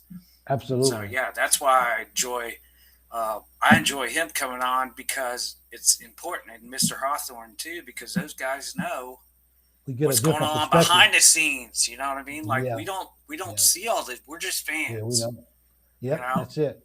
And we see what we see, and what everybody else is going on about, and who knows what's really actually going on, right? So absolutely. And then there's one more thing I wanted to bring up, Mike, before I jump off here and let you get back to it.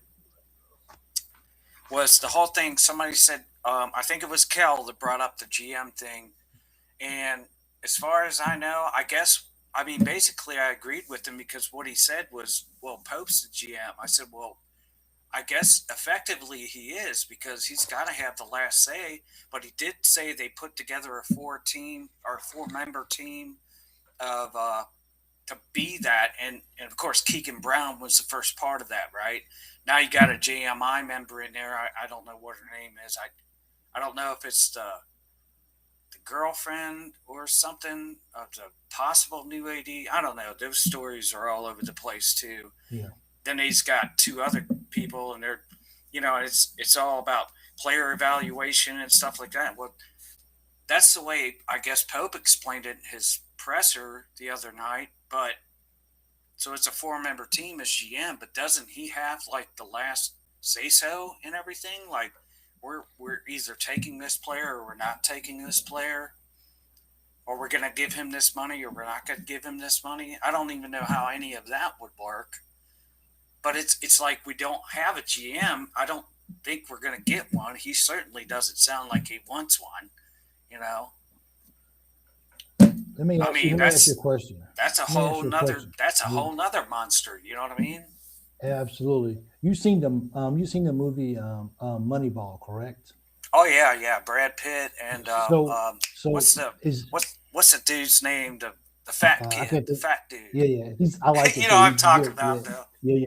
So my question is, if you look at that, because they hired him as a GM, right? Came on as a GM, right? Well, technically, Keegan Brown didn't come on as a GM. He said and they did an interview with him too. No. I'm referring to Brad Pitt in Moneyball. Okay. Yeah, right? I'm sorry. Yeah, I wasn't following you. My bad. My bad. No, it's okay. Let me let him in for a sec. He's back. So sorry, guys. No problem. That's okay. 1 second, Mr. Gregory. So, in the movie Moneyball, right? When you look at Brad Pitt and what he did, and I'm only saying this because you mentioned he should have that Pope should have like the last word. When you saw how Brad Pitt and Moneyball kind of took over and built that team, and people was confused on why he was making these certain moves. It's because he picked up that other kid that was doing all the stats and analytics and stuff. That's where the whole analytics thing came in from. What I wasn't saying Pope should have the last say. I think that's the way it works. Okay. Because because the guy in the comments was saying that then Pope would have to be the GM. I said technically you're right. Then he would have to have the last say, right? Absolutely. But he did put together that 4-member team, and Keegan Brown is a part of that, and he's the stats and analytics guy. So it's just kind of that's kind of where it kind of directs you in that, you know what I mean, that frame of mind. I mean, this is how we're thinking about it, because we don't, like I said before, we're just fans. We don't really know. We just know what we see and hear from these different sources, right? So, and that's also why I was saying, Mr. Williams, that's why I was saying it's so fun to have you and Mr. Hawthorne on, because you guys know a lot of this behind the scenes stuff and have dealt with it personally. So that's why it's so good to hear from you. Yeah, no, and it's real. You know, it's the staff has to look at everybody in the portal and figure out what. First of all, you don't even know what that person is like. So I think when people, I want to say this since I heard it, they were wondering how could you know something isn't a fit after 3 hours. I think on KSR, I want to say Matt Jones said, "How do you know it doesn't work in 3 hours?" And my thing is, it's no different. It's a relationship. It's a coach potential player relationship. And when you are going on a date with somebody, you know well before 3 hours of whether it's gonna work or not. Yeah, like I look here, young lady. I ain't gonna be able to holler at you no more. After this date right here, matter of fact, how about this? How about if I just pay for the meal because I'm out of here? And you can stay, bring your girlfriend or something. She can eat my food, but I'm out of this joint. Mr. Williams, I got a question. From Trevor Kincaid for you. He answered right before you went on.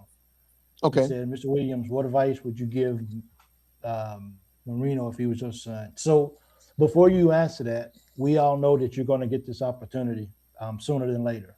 We know that Cam's going to be in this situation. Yes. So if you was Marino's father, or if even this was Cam going through this situation, what do you think your advice would be at this particular point? There's only one thing I'm thinking about right now, and that's the NBA. Son, get out there and do the best you can in every drill. Give them truthful answers in the interviews, and actually work hard and try to get better. You know, one Yeah. thing I always told both of my sons, don't cheat yourself. Yeah. Okay. It's what you do in the dark when you don't think people are watching. When you are doing down and backs and you don't touch the line to win a drill where you actually lost because you Yeah, cheated yourself. you cheated yourself. Yep. Don't cheat yourself. And so I'm just looking at him and I'm looking at them and I'm seeing how they look at him and how they feel about him. If it's lukewarm, then you might want to come back. You might want to come back, you know, because mainly what this thing is supposed to do is gauge whether they want you or not. Do you have an NBA value? And if your value isn't what you want it to be, find out why you don't have a high value. Come back and work on it, then go back. Yes.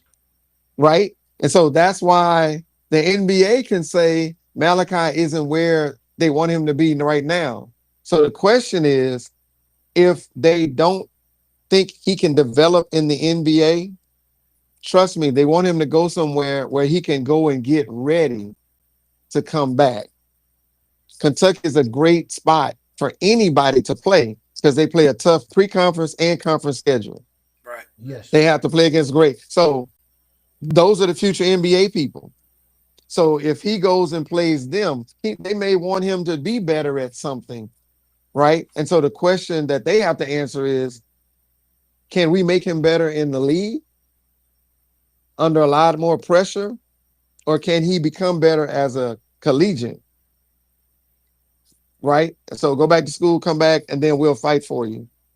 Absolutely. And so it's that's the main question that has to be answered now or later. Mr. Williams, this question's for you. Okay. Mr. Williams' question, how is Cam? It's from Julie. Cam is, hi, Julie. Cam is fine. Cam is here eating us out of house and home and working out stronger. He's very confident. He's had many discussions with the staff. They've told him what they look for from him, and he's working towards that goal. So we're loving on him right now. He's slapping him with fried fish and dousing him with gumbo, smacking him with potato salad. We're doing all of that. We're doing all of it. Yeah. And I just look at him because, you know, what you guys see a 20-year-old, and I still see that little boy, Yeah. you know, I see that little boy, you know, and now he's become a man. Yeah, I think I haven't seen anybody not love Cam that's part of the BBN, to be honest with you, Mr. Williams. I think we all love him. We love having him back too, for sure. Yeah, look, and one thing I know about BBN, they love you. They're not always happy with you. Yeah. But they care about you. Yeah. You know. And that's the thing. Yeah, I enjoyed your show last week with Mr. Hawthorne when you had him on, and you were talking about Cam hitting 6 threes in the second half. That was a good story. I appreciated that. That was very good. I had some good laughs out of that one. And it was crazy because it's real. I mean, he said Cam was going to hit 5 threes in the second half. And I'm looking back like, somebody drug test him. Like, what is he talking about? He only had 2 in this half.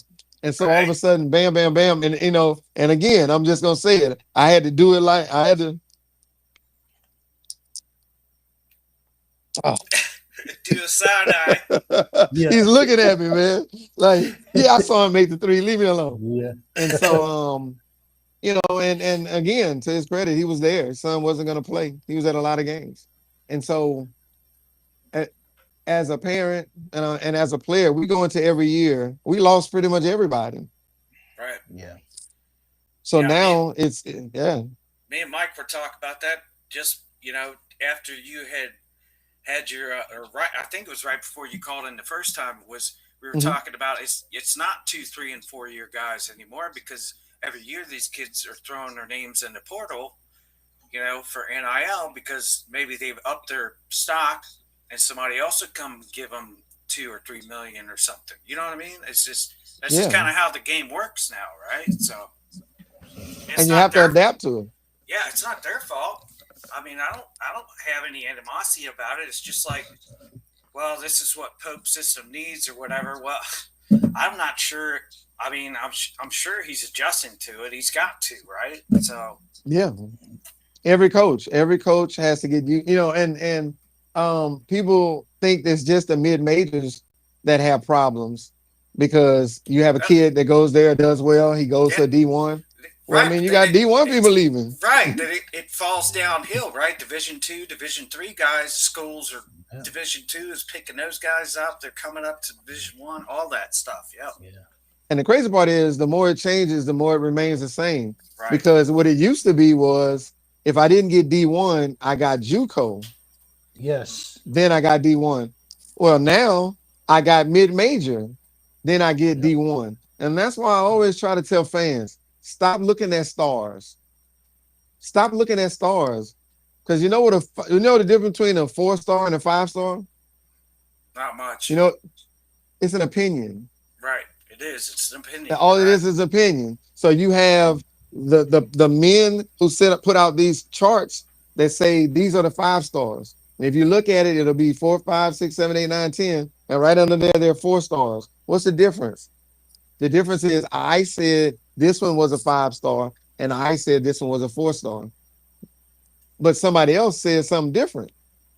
And I'm gonna leave this topic right here. Michigan, their best player, played in the same conference that Cam did and played against Cam. Are you talking about was it Yaxel? Yes, Yaxel, yes.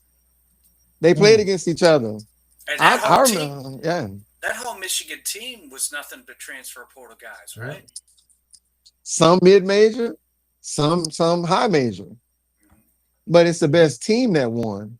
Right. So these people that get all these 4-stars and 5-stars, they don't always win. No, they lose. It's the best team. And so that's why I always tell people. I mean, people talk about Pope can't coach and this and that. I haven't seen anybody do better with such adversity, with such injuries, still make the tournament and at least win a game. Right. And I did say Who else has done that? I know. I said that too a couple call-in shows ago to Mike about this, was the fact that Pope kind of came in. This is not fair to him. You know, No. he came in and then started changing the rules. And it's like, oh crap. You know what I mean? Like, well, yeah. I have to adjust now. And he is adjusting. He just, like I said, put together that 4-man team to kind of oversee the roster and all the stuff that's going on. I know they're trying to adjust and make all this stuff work, you know? Yeah. I mean, what did he say? He had a Ferrari? Yeah, he had the Ferrari. Yeah. And look, no. He did. He did. He had a Ferrari. But guess what? He had to drive on a donut. The headlights didn't work. The tail light went out. And he still had to drive. Yeah. You know, and we won a game. That's the truth, though. He had a Ferrari. You know, and Ferraris have car problems. You know, but I think that he can never really be judged unless he has a full season. You know, these are his guys. I hope that this is it, man. I do. Hey, Kentucky wins or lose. Anything else you got, brother? No, man. Let somebody else get in there if you can. Hey, good talking to you. Yeah, good seeing you again, Greg. Okay. Go Cats. I'll let you out. I'll let you out. Okay. Right. Kentucky wins or lose. Okay. Yep. I'll let Go you ahead. out. Okay. Yep.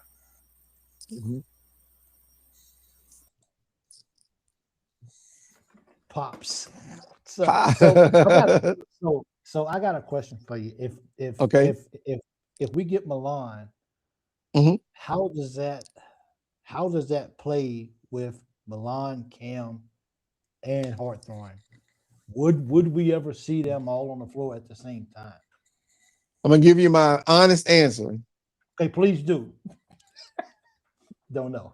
I don't know, because it just all depends on where the coach wants to play him. If he wants to play him at the 4 or 3, I mean, basically, that it's hard enough to get a team, but it's even harder to determine where you're going to play him. Because if you want to go traditional, you can go Zoom, Wilkins. You can do a Cam at a 3. You can do Njai and Marino. That's be easy for people. But what if you wanted to go big? What if you wanted to go Zoom? Cam at the 2, Millie at the 3, Njai, Marino. That's a big team. That's a big team, man. What if you want to go Cam at the point? Millie at the 2, Bray at the 3. You know, Njai and Hawthorne. I'm sorry, Njai and Marino.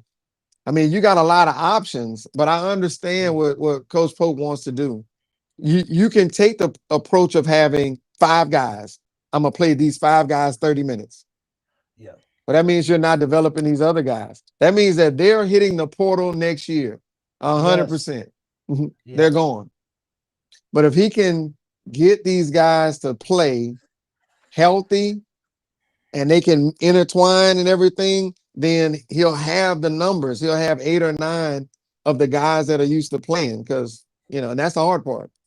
But here's the catch to all that, Mr. Williams, is that if he does that, then what's going to be the scenario of the BBN? He subs too much. He needs to leave guys on the floor. So what's the end result of that? The end result is what you just said. If you get 5 of these 6 guys 30 minutes of ball game, then the other guys are gone next year. So so he's in a win. He's in a lose situation. Now he's in a win-win. Well, he's in a win-win situation, because I looked at the payroll for Kentucky, and he got paid every month. whether they like his decision or not, he got paid. Yeah. Okay. He got paid this month. He's gonna get paid next month. So exactly. when you're in that situation, when he's gonna get fired and not the fans, he has to do what he thinks is best for the team.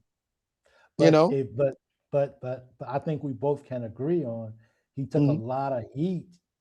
Even to this day, he's taking a lot of heat because of his rotations and because he doesn't leave players on the floor long enough to break a good sweat. Well, I'm getting somebody else in. I'm getting somebody else in. And when somebody's getting in the groove, what's happened? Come on over and sit with me. I don't care that you're that you're getting hot. I want you sitting down over here. We've seen that with Ortega this year. Why are you taking me out of the game for? We're getting hot. And I can even go back to even when we had Jelly in a couple of games when Jelly was getting hot. Jelly was being aggressive. And as soon as he gets aggressive, what happens? Jelly's right back on the bench. So it's kind of like, yes, it's kind of like, okay, he got a lot of players, but if people want to say you develop 5 players because we don't want to see you just keep running people on the floor, but when you're doing that, then the fan base is going to be upset. But then if you're leaving people on the bench that maybe should be in the game, now you're gonna. So it's really tough being here. It's really tricky being here at Kentucky coaching because of the fan base being so big. How do you make? It's hard to make everybody happy. So you're gonna have to hear some noise on one side of the aisle. You're never gonna make everybody happy. You're never gonna make anybody happy on the team. Yeah. Let's go with that first. Everybody wants to play 35 minutes. Can't happen. You're never gonna make everybody in the fan base happy. Exactly. You know what I mean? And so he just has to do the thing that's best for him. And whatever that is, it is. So, but look at Pope. Look what he did. He tried to have his team built around a point guard who got hurt before the first game of the season. Yeah. So he didn't even have a chance. He started out behind the 8 ball. And so this year he's trying to say, well, I have a couple of point guards. I have a couple of 2s, couple of 3s. So if somebody gets hurt, I still got skilled people. Yeah. And if you look at his system of wanting to spread the ball around and all those different things, he has guys that he knows can contribute. All of their averages won't be what they were. You're not going to have 15 points a game like you had at Washington. Yeah. You won't have 20 over here at this other place. Are you really willing? Are you really willing to construct yourself in a we rather than me atmosphere? Yes, absolutely. Because he has people that were me in those programs. Can there be we in this one? Yeah. You know, I know Zoom can play, but if they get a millie, are you gonna get him to understand that this guy shot 48% from three? Get him the ball. I gave you a It's lot of money to do that, to run this yeah. team. I'm not holding it against you if you don't get 15. I want you to give the ball to people, right? Yeah. And so everybody has a job to do. And like Belichick always says, just do your job. Yeah. That's That's all it. you need to do. Do your job. Yeah.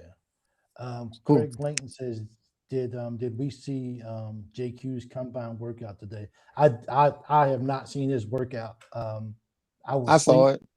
Did you? Okay. Yeah, it's the I, same thing that I saw in practice. The man is a physically gifted specimen. And if he was able okay. to play, we wouldn't have lost a lot of games. So I guess he made a quote today that maybe I guess some people are interpreted as that he threw UK under the bus, and some people are kind of going the opposite direction. But I guess basically, and I'm just kind of paraphrasing because I don't really know it, and I'm not sure if you saw it, but basically, UK kept him out of practicing or something of that nature. I didn't see it yet, but that's what people was talking about. Um, you know, they Eh, didn't want me eh, practicing, or they wouldn't let me practice, or something like that of that nature. They had to protect him from himself. I mentioned that. Yeah, They had to protect him from himself. Same thing with Cam. Cam could have come back sooner, but we had to protect him from himself. yeah, Why rush back to a Florida game? Because you still have the SEC tournament. yeah, So if you weren't feeling the way you should feel, don't rush yourself to the SEC tournament because there is an NCAA tournament. hmm Kentucky was locked in. So if he didn't play against Florida and they lost, the season wasn't over. If he didn't play in the SEC tournament, but they lost, the season isn't over. So he needed to come back when he was physically and mentally ready. And that time was during the SEC tournament. And so well, people got to understand, he's only 17, 18 years old. He's gotten enough money in 1 year than a lot of the BBN fans ever got in their lifetime. yeah. Speaking of me, yeah, absolutely. And he got it in 1 year. So this kid, and it wasn't even about money with him. He wanted to play.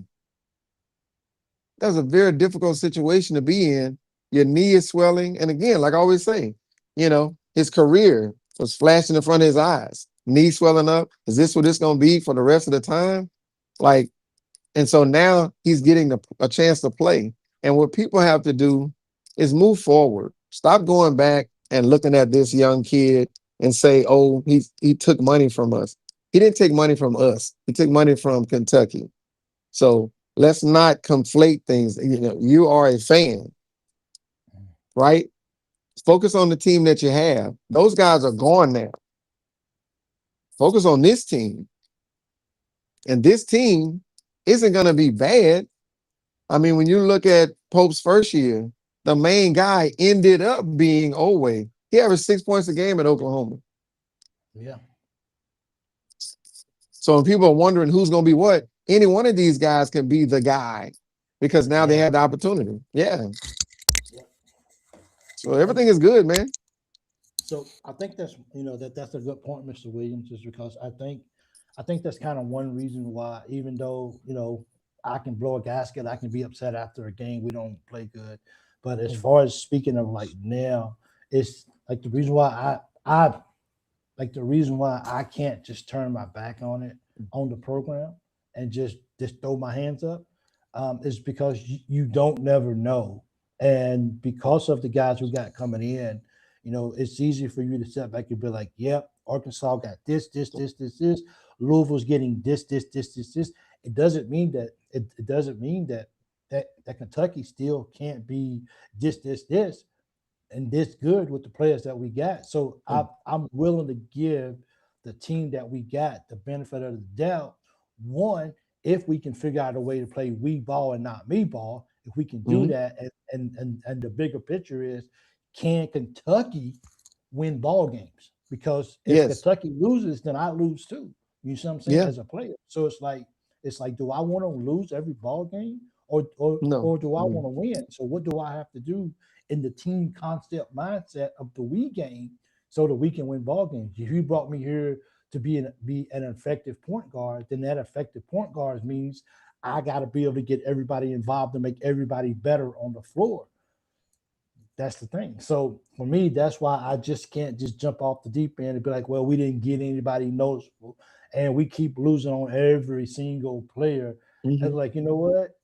I'm not a D1 coach. I don't know what goes on in those meetings. I don't, I don't know if Coach Pope is like, nope, you know what? That's okay. I don't know all that. So at the end of the day, the only thing I can do, Mr. Williams, is just be a Kentucky fan. You know. Well, I mean, you look, let me tell you something. I mean, all these people talking about what Pope is doing, like, what is he doing? He's messing up. I would want to know from them. I mean, they're not happy taking players to what's that, Keeneland or whatever that is. Keeneland. Keeneland. They're not happy that they went there. Where would you take them? I want people to get in the chat right now. Where would you entertain these players? What do you think they like? Yeah. Some of these guys don't go out a lot. They only know basketball. Yeah. They don't understand the history of Kentucky. They don't. Yeah. And so a lot of times they're coming in and they're not going to ask the coach directly, but they're like, how are you going to use me? What's my future here? Yeah.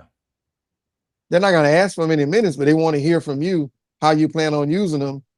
Part of that entails the minutes they're going to play, the position they're going to play in. And so if Rob Wright, let's say Rob Wright was a 2 guard and he's looking at Kentucky and Owe is here. If you're Rob Wright's parents, knowing how well Owe played and how he's beloved here as a 2, why would you come to Kentucky? It's Owe's team. Yeah. If you're a 5, Marino is looming in the background. Why would you come here? If you want to start, why would you come? These 3s, Cam is pretty good. A lot of pro teams like him. So a lot of them sit there and say, Cam is there. What are the chances you're going to unseat him in his second year? It's in his first year, it's the second year. And so that's what a lot of people look at. Yeah, money has a part to play in it, but they also want to play because the real money is at the end of the rainbow, NBA. And so that a lot of those decisions, are real difficult because they don't know Coach Pope. Cam knows Coach Pope now. He didn't know him last year. So it's easy to come back because you know what to expect from him. You know what he's looking for. So he knows what to work on.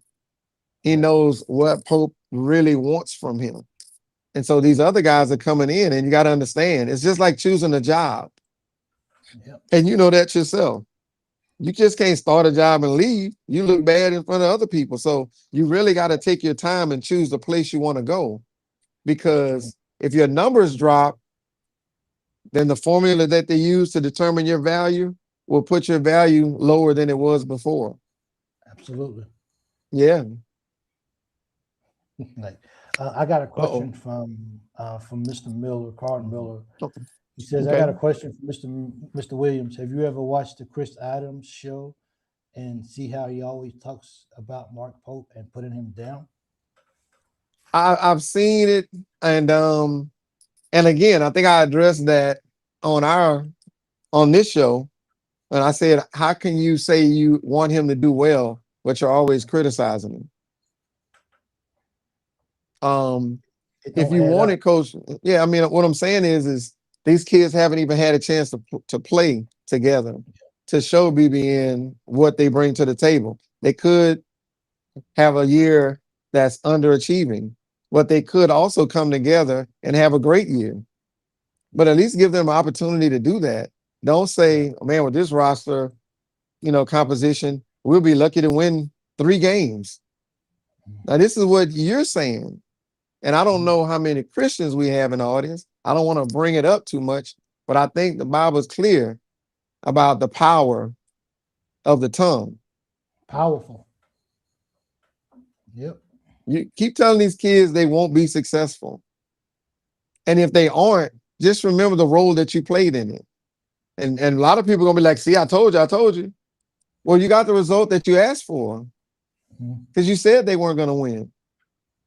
But if you say they're gonna win, these guys are actually gonna, hey, they're gonna believe it. Because they're fighting without look, for the people that are anti, that are fans in the good times and super critical in the tough times.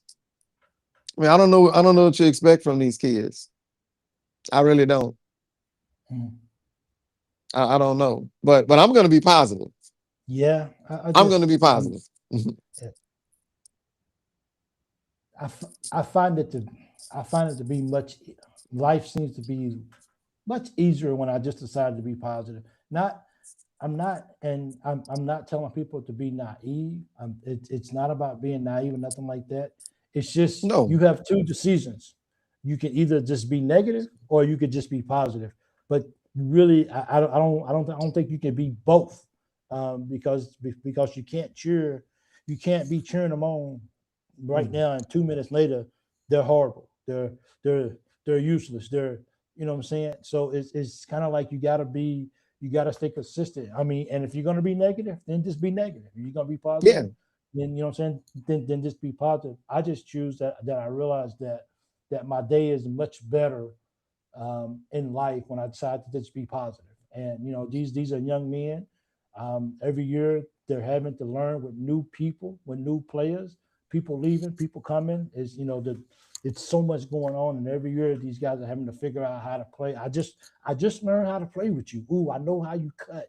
I know when you look at a certain way, I know you're going somewhere. And then just like that, it's over. And then I got to figure out all over again, what do you do? So it's year in and year out. So it's so much going in, you know, and I would never be a D1 player. I never was what took to be a D1 player in college. And so it's kind of like I got to give these guys a benefit of the doubt that these guys are going to learn, find some way to, for things to come out on top. And at the end of the day, whatever happens, I'm still a Kentucky fan. And here's another thing, Mr. Williams. All these people who continue to talk, just talk really bad about Kentucky, how many games will they not watch next year? They're going to watch every single game next year. Yeah. Every single and be game. frustrated. And and think about this though. I mean, this team had to learn how to win. They had to learn how to play. So we get beat by Gonzaga by 30 plus. Gonzaga gets beat by 40 by Michigan. It happens. We go to Vanderbilt, get beat by 20 because they have the crowd going for them, and you can't miss at home. Vanderbilt comes to Kentucky, loses by 20. Yeah, because the fans are pushing us forward. So those things happen. You know what I'm saying? And so hopefully this year, injury free, and then they'll be able to get out there and really, really have a good, successful season, not just in the pre-conference and conference, but in the NCAA tournament. And so it's possible. That guy got a lot of good players. Absolutely, yeah. So, I just want to get behind the team, football and basketball. You know what I'm saying? And I know that we haven't had the best years here in the last few years. I get it, but how many other teams out there in college have been having bad careers their whole time, but their fans still show up and they still cheer? Kentucky is going through a very rough spot in basketball right now, but it's not the end of the world. We just gotta be, as fans, we just gotta find some way to walk them through this process and be there for them. So when you look in the mirror as a person, when the sun is shining for Kentucky, you won't be able to look in the mirror and be like, man, dude, I was nowhere in the dark in the dark clouds. But now that the sun is shining again on UK, oh, I'm back now. Oh, it's rah, rah, rah. You know what I'm saying? And even though I'm critical, sir, I try to, Mhm.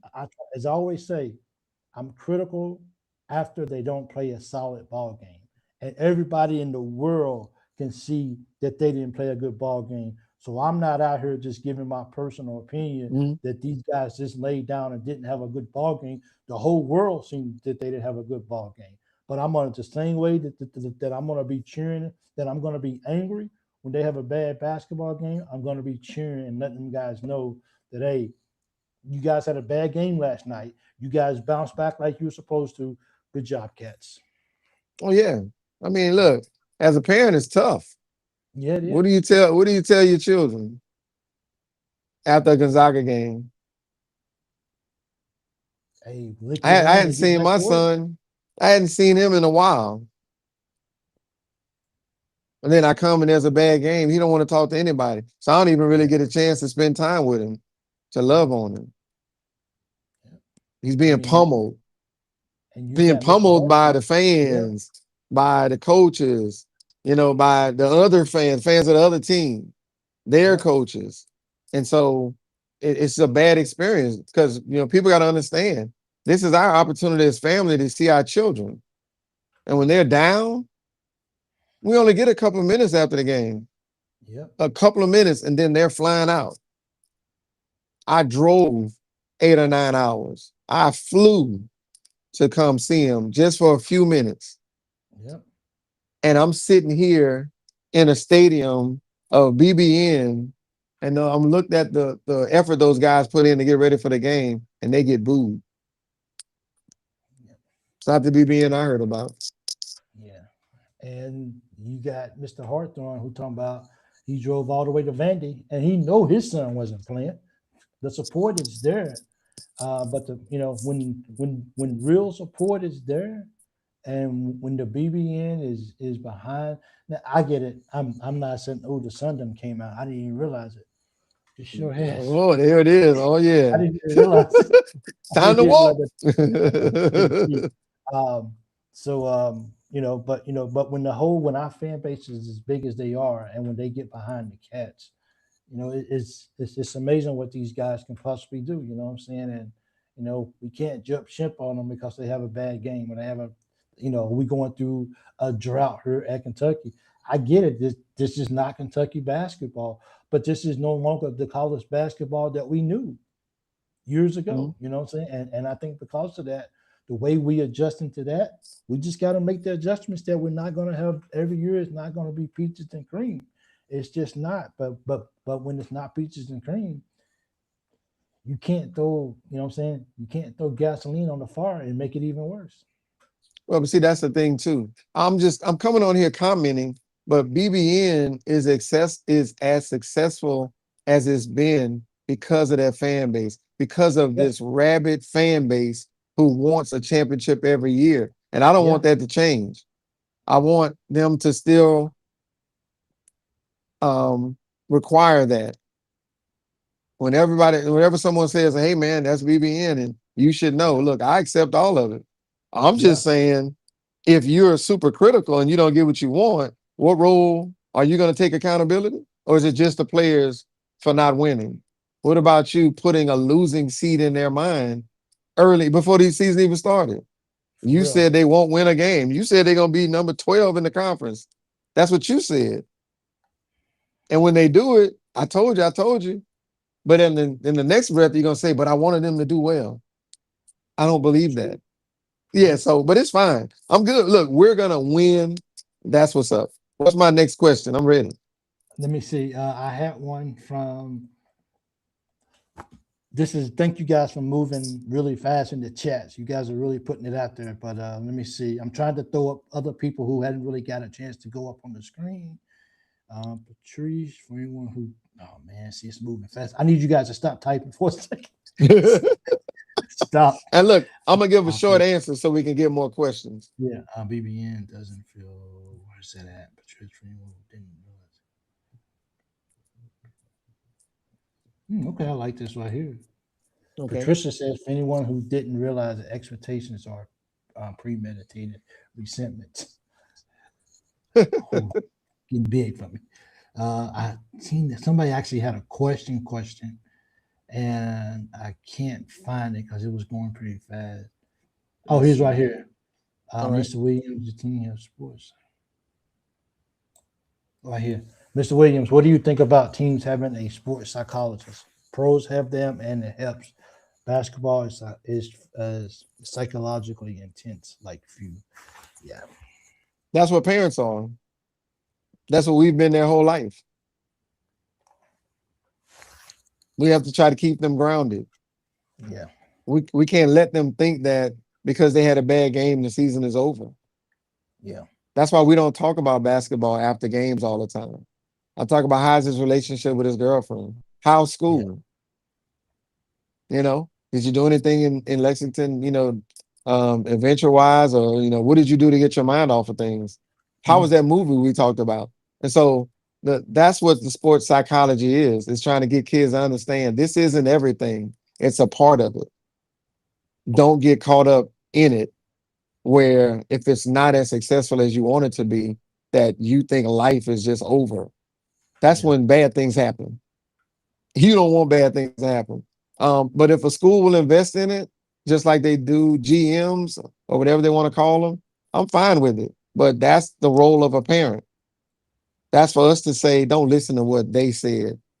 You're a D1 athlete. You're at the University of Kentucky, the most storied basketball program in history. Do what you're supposed to do. Go make history. Win. The base expects wins. That's it. Don't settle for anything less. But if it doesn't happen, take accountability. Yeah, absolutely. Let's see. Right here. Okay. Kevin says, what do you think about Potter's improvement? I'm not sure how much you paid attention to him, but can you speak on him at all? I saw him in practice all the time, and it's a different level of competition that you have to get used to, right? Yes. And so I watch Potter, I watch his mentality. A lot of times kids come in there with a deer in the headlights look like, oh, Lord, this is, Michigan State, this is St. John's, this is Louisville, this is this, and now in the SEC, there's one of those eye-opening moments, and now he's much more relaxed. I see him out there, he's playing, he knows he belongs. So Potter, if you looked at him playing for Ohio, Miami of Ohio, he was comfortable. And it just, he had to get comfortable here. He was battling some things and he's overcome that, and he's going to be much more comfortable and ready to contribute, any way he can. Real great kid. Parents great too. Absolutely. Chris says, Chris F963 says, Mr. Williams, what are some of Cam's hobbies? Does he like fishing? I like fishing. Oh, I know you love fishing. I know you love fishing. Yeah. No, he's not a fisherman. He's really a gamer. Oh, really? Okay. Yeah, he's a gamer. They play games. That's how they kind of stay in touch and interact. He'll play games. That's his getaway. He has a dog, so that's his best friend, Lil Knight. And so he doesn't fish. I wasn't a fisherman. And so that's not something I passed down to him. But he's really a gamer, and he likes hanging out with his friends. That's good. Because remember, he doesn't have a lot of time. Oh, no. Yeah, it really doesn't. So now he's really taking advantage of that, hanging out with his boys. Okay. 502 Gutter Crew says, what did your son like about his visit at UK before he signed? Well, no, he signed already. That's something people don't know. He committed first. No. Oh, did he? Okay. So he didn't. Yeah, he committed. So he did a Lamont Butler. He's like, I don't need to visit. Just where do I? Oh, sign? yeah, he committed. We talked to them on that Wednesday, and he committed on Friday, and we just needed to take a visit so he can know exactly where he's going to be living, exactly where he's going to be practicing and playing. We needed to finish that. Normally, they make there's a call, there's a Zoom call, and then there's an official visit, and then you go from there. But he didn't need all of that. When Kentucky called, it was they had the front seat from the beginning. It was their position to lose. And so once he came, he wanted to see why, he was so just wide-eyed. What was it about Kentucky? And coming here, you get to see it on the inside with that fan base, with those facilities, those banners, those pictures. These are the guys that he watched play ball all the time. And their career started here. Look at everybody in the pros. Look at all the all-stars.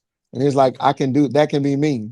I have that chance. I have that opportunity. So he loved everything about Kentucky, and there wasn't any, they said you're gonna get different gear. You're gonna have all kind of stuff to represent it. But the other thing that opened his eyes was all of the community service they did. They do a ton of community service, man. Good gracious. I'm sure they do more than pretty much every program. I'm sure that they did a lot.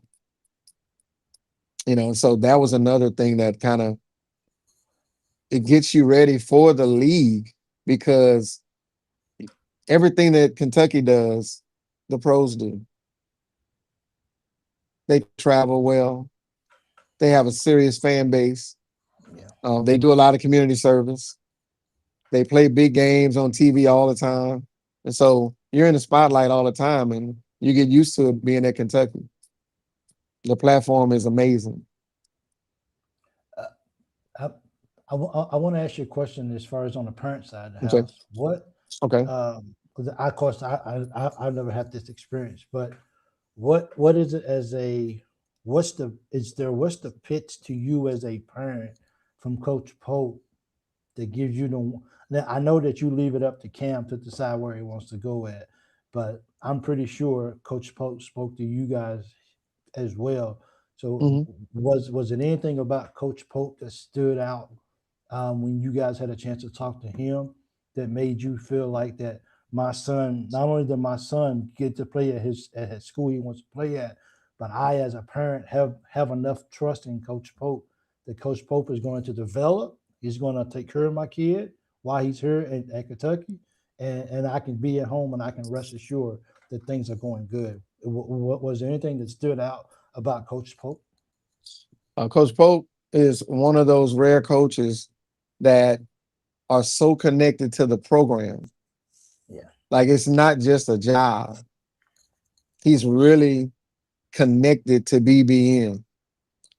And he had the same connection as a player that he has as a coach. Not many coaches come from the same program. So he really appreciated BBN when he was here, and he appreciates them as much or more as a coach. And that's one thing he was telling Cam, like, hey, this fan base is like no other. Come in and embrace this process. It's not like any other program. And when you leave, it's going to hurt. And every player that we saw that was here, there's a huge piece of them that's left here, right? And so the other thing is you got a person that was a player here, so he knows what it's like to play here, the challenges. He wasn't like his coach, but he demands a lot from these young men. He was a pro. He was in the NBA. So he's been through those combines and those workouts, so he knows what to do to get you ready for that. They're playing big games. Yeah. So Pope has all of that experience as a player. He went through the gauntlet. So he's not asking you to do something he doesn't know about. He actually played in the SEC. He played in the league. So he can sit down and have a conversation of, I understand what your life is like right now. I understand what the pressure is. I understand what you want to do because I did it. And so those are a couple of the things that was very attractive, because he's gone where Cam wants to go. Okay. And he can really talk to him about what it takes to get there, be successful. We got a Chainsaw Fan says, my nephew played for an ACC team. The truth is they all take criticism, and it's good for them. He's doing great in life, and he was treated like garbage at times. Yeah. Okay, so those are the kids that are all right, but you don't hear about the kids that have mental issues. Yeah. Like we got to stop doing that. Yeah. It's not good for everybody. We got to stop saying that. It's not good for everybody. Not everybody can take. Everybody can't take the storm, Yes, that's true. right? Because we don't hear anything about the kids that need professional help after this. So yeah, it worked out for your kid, your nephew, whoever. But I can pull out examples of kids that it didn't work for, that they turned to alternative forms, drugs and alcohol, Yes, they did. and it affects them. And it's not that they're weak, but a lot of people who never played at that D1 level don't understand the pressure they're under. Yeah. And the thing is, when I came up, coaches can talk to you a certain way, and your parents didn't have a problem. Well, you can't do that now. And it doesn't mean the kids are weak. It's just different. And they can go from school to school. You need to be careful how you talk to them. And it's amazing that I hear people say that, but I don't see them letting their jobs talk to them any kind of way. If somebody on their job embarrasses them, they quit and go get another job. But they want the kids to stay on the job. We can't be hypocrites. Because if your boss was cursing you out every day, you'd be looking for another job. Yes, sir. Yeah, So we got to stop that. like that. Yeah. We got to be careful with these kids. Yeah, I mean, that hit home. That's, I mean, think about it as a parent. If we talk to our kids crazy and they're able to get up and leave the house and they don't come and visit, you think you prepared them for life? You did. You prepared them for life without you. Yep. Because they don't want all of that craziness. And so you can teach a kid without having to holler at them all the time. And for the fans that want to stick to being ridiculed and this and that, that's fine. Because all they do is ignore you. Yeah. That's all they do is ignore you. Yep. I got a question from Julie. She says, was Cam born in New Orleans? No, he was born in Lafayette. Lafayette. At 9:23 a.m. Was he a big baby? Yes. Good sized baby. I think both my sons was my oldest one he was 9'8". And I think both my sons was 9'8". 9'8" and 9'7". They were more long, 20 something inches, 7 pounds, but their mother was like 10 pounds. Big baby. Big baby. As they say, big baby. Hey, she's a big one. Big baby. Hey, that's a horse. That's a horse. As my grandma always said, "That's a horse? How you doing?" Absolutely. Oh, we got another one? Uh-oh. Let's see. You got another? Let's see. What's another treat people how you want to be treated? Yep, absolutely. More evidence that this is a new era of college. Yeah, it's definitely a new era of college basketball. And the crazy thing about it though is it's like women the WNBA, they're changing. Yes. You know what I'm saying? They're implementing more things, rightfully so, to pay these women what they're worth. And it's crazy because I was seeing something before they restructured everything is like the highest person would get like $1 million a year. I'm like $1 million, really? Women in college. Now the highest was getting less than that. Exactly. So no, they were getting less than that. They were getting 200,000. See, and that's just not cool. They were getting 200, and now I think it's like 600,000, and the people who are the stars are getting over $1 million. But you have to build it. When people talk about the plumber era, I mean they were talking about when guys had jobs and they played basketball. I have a son that plays overseas, and so I was like, "What time do y'all practice?" "Oh, about 6, 7." I said, "Why so late?" He said, "Some of those guys have to work." So they get off work, they come and practice. So that's a real thing. Yeah, that's real, man. It is. You have to. And so it's difficult, man. It's tough, bro. You have to adjust on the dime. That's for sure. Oh yeah. Oh yeah. You got to make things happen. Yeah. That's for Yeah, sure, look, so man. as a parent, Yeah. it's tough, man. You know, we got to sit here and listen to those people talk about our child. We have to listen to the people boo them and ridicule them.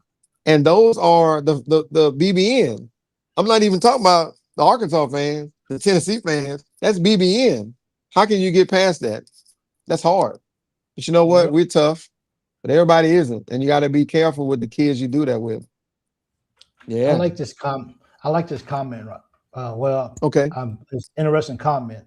He says, "How can Hmm. you be a fan and make excuses for Pope?" Is the real question. Because How can you the be a fan and well, make excuses for Pope? let me. I say this. I'm not. When Pope is not doing something right, I have no problem with calling him out.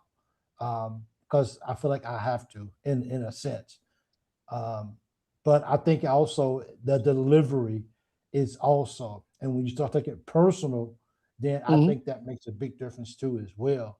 Um, if you coach a bad game or if you miss out on a player and they go somewhere else, yeah, there might be a little frustration, but you can't take it personal. And when you start taking it personal, then that's when we got problems. Yeah. Well, I mean, the thing about it is you, there's a pro that they're paying 50, 60 million a year. They don't play the whole game. They get taken out. Yeah. What are they going to do? Not Steve Kerr, with Golden State. He's going to make decisions that a lot of people don't like. Mhm. And he's going to keep doing it. Like I said, Coach Pope is going to make decisions that he thinks are best for the team. And you got to believe in him. Yeah. I'm sure Cam wants to play 40 minutes, but he's not. He wants to play 35, but he's not. So whatever you get, you got to take advantage of. And if Pope wins and Pope loses, nobody's making excuses. No. He just lost. You And got if to you get don't it like done. how you don't like, yeah, if you don't like Mhm. what happened, then express your opinion. That's fine. Don't make it personal. Yeah, You don't make know, it personal. Yeah. yeah, don't make it personal, but give your opinion. Mhm. And there aren't excuses. Yeah. Because I mean the thing about it is Florida beat us 3 times. They won the regular season and the conference title, and they lost Yeah. at the same point that we did in a round of 32. Yep. Do you think Florida What fan what base is what? calling for him to be fired? Probably not. And so when you talk about kids coming here, how can they come here with the expectation of wanting to be here 2 and 3 years when y'all asking for the man to be fired every year? Yep. As a parent, would you want somebody to go somewhere? Okay, yeah. Would you want them to go take a job where every year it looks like the business is going to shut down? No, you're not going to want to go there. So if every year they're asking for Pope to be fired, why would you send your child there? So why don't you stop doing that? So kids can sit here and say, if I want to choose a school for 2 or 3 years, I'm gonna choose Kentucky because Coach Pope seems like he has a firm footing, in the program, Yeah, that's true. right? Because my oldest went on a visit to Nevada. It was Eric Musselman. He went on a visit to Tulane, which was Dunleavy, Mike Dunleavy Sr. He went on a visit to St. John's with Chris Mullen. I'm just gonna say those three. Chris Mullen left after his freshman year. Mike Dunleavy was fired before that year started. And Eric Musselman left Nevada. So had he committed to a few of those, the coach that recruited him wouldn't have been there. Hmm. That would be bad if you sat down and said, I'm choosing this program, partly because of the program, but another part because of the coach. And that coach left, fired. And so when kids come, they look at the fan base. If the fan base is saying fire him, fire him, fire him, that's not an attractive place to go. So you can talk You're about right. this Kentucky playing for the name on the front, all of that stuff. But if you're coming to play with the name on the front and the guy who said, I'm going to give you an opportunity to come here gets fired, then what have you gained? Hmm. Because now you're waiting on them to hire a new coach who didn't recruit you and who's probably going to come in and say, look, find somewhere else to go. Yep. So get behind your guy. And if he doesn't do well after the season, then you do what you have to do. But last season was last season. We should be 100% behind the program. We should be saying Kentucky can win number 9 and go from there. Because if they actually win, you're a part of being a positive impact. But if people just want to be negative and just come out and say, man, I can't see them winning a game, or this is terrible and this and that, and then wonder why somebody doesn't choose Kentucky, you got to be kidding me.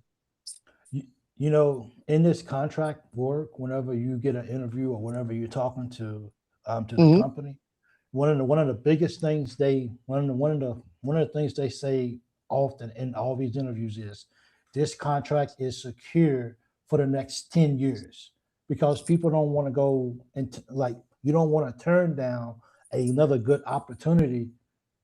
And if you know, well, this contract is only good for one more year, so we need you to come and at least do 1 year. Well, they gonna be there for 10 years. If I want to stay for 5 years, I don't have anything to worry about. So why am I going to come and work for you guys? And you guys only got 1 more year with not a guarantee of getting it renewed. So I gotta go. So I gotta go where it's rooted, so I can plan for. Now I know things happen, so I understand that. But overall, right now, going into the scene, this company is going to be here in the Middle East for the next 5 years. So if I want to stay for 5 years, guess what? I'm good. I'm not going to the 1 year. So that's actually a really solid point, sir. It is. I like that. Yeah. I mean, because think about it. If Malachi doesn't feel comfortable this year, he would want to come back. Yep. And run it again and get an opportunity to get better at the things that they said he should. But if everybody's okay, they fire Mark Pope, and then they fire him. So now where's he gonna go to get that experience that the NBA is saying he needs to get? And y'all ran him off. So now Malachi's gonna go somewhere else. And now you're gonna bring a coach in who's got to start from scratch. So come on, get behind the team. It's not hard. Get behind the team. You know, if there are excuses for, if there should be no excuses for Mark Pope not winning, then there should be no excuses for you being a terrible fan. Yeah. You're just a terrible person. I'm about to let you go after that comment. No, I'm just saying.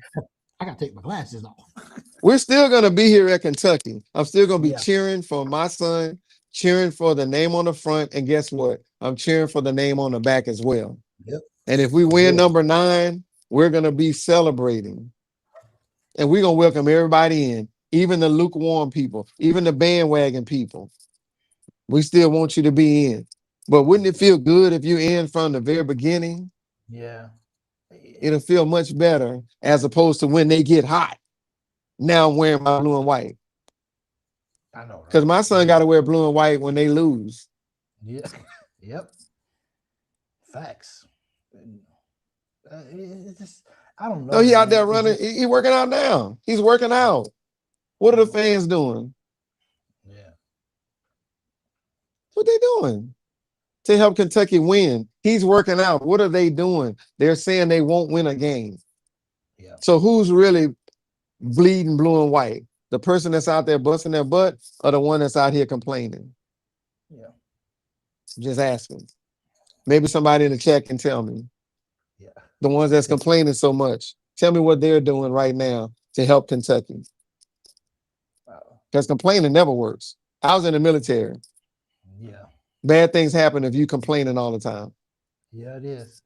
Get out of here. You know, I mean, look, you know, sometimes we gotta be mature about this thing. You know, yes. Sometimes we gotta be mature about this thing and just be like, look, we're going through a bad time right now at Kentucky. You know, it's not where we accustomed to. We're not, as I said on one video before, Kentucky's basketball is not so Kentucky right now. But because of that, you don't just take it and you just pull out everything that's been in you for years, and then you just walk away from it. You find out, you know, what's in you. you find out who you are as a fan, and you find something. If you've been a Kentucky fan for that long, because we got a lot of Yes. people that Kentucky fans for a long time, and but if you've been a Kentucky fan for that long, then you should have a level of reserve in you that's able to help you get through this hard time. That's going to help Yeah. you get to back to that's going to help push you until we get back to where we want to be at as a program. But if you're just depleted and if you're just over Kentucky basketball and in year two of Coach Pope and you're just like I'm over it, well then how much Kentucky did you really have in you then? You know what I'm saying? And I'm not. I always tell people I'm not telling you how to feel. You can feel any way you want to feel. I don't judge you on how you feel. I'm just saying what's in you will come out Yeah. of you when difficult times come up.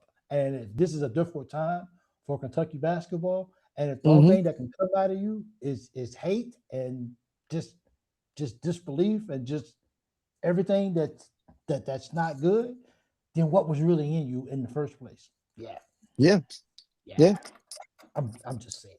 No, but Yeah. hey, Look, and the I know season was you. Yeah, over. yeah. Cam had to work out. He had to sit there, have an interview after the season is over. They won't be national champions. It sucks. It's terrible. And Yep. so, after that, they came back. And guess what? He's working out. Like he's getting ready for next season now. Yep. This is May. They're getting ready for no October, November. And that's what I'm saying. They need people that are like, okay, forget. I think we lost him. Oh, his Uh network is okay. There you go. I lost you for a second. You oh. back? Uh oh. No. You back? I just lost you Okay. just for. Yeah. Actually, you came Yeah. back We. and it's clear now and everything completely clear. Oh yeah. All right. Well, I need excellent. you to do that next time. Oh, look at that. Yeah.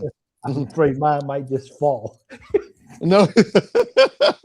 Mine Who might we just got? We fall. got some more people? Hey, any more questions for Mr. Williams while he's here? Yeah, While he's been a man. Kentucky fan. Yeah. And once again, like I said, guys, you guys know, and I've said this on hundreds of shows. I'm never going to tell people how to feel. You can feel if you want to be angry. I'm not here to tell you that you should never be upset, that you should never you feel whatever's in your heart. I'm just saying it has to become a time when you say, I'm Kentucky's in me. And I get it that this is not the best time. And I know that we're not playing Kentucky basketball and we're not so Kentucky these days. And I know that the college basketball world is looking at Kentucky and saying, who's Kentucky?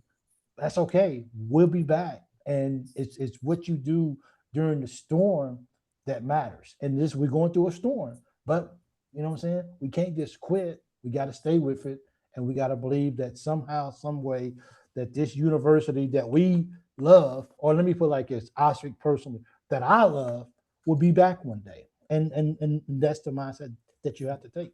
Oh no, without a doubt. Now I'm looking at Chainsaw Fan 518. Why are we in a bad position? Money management, coaching.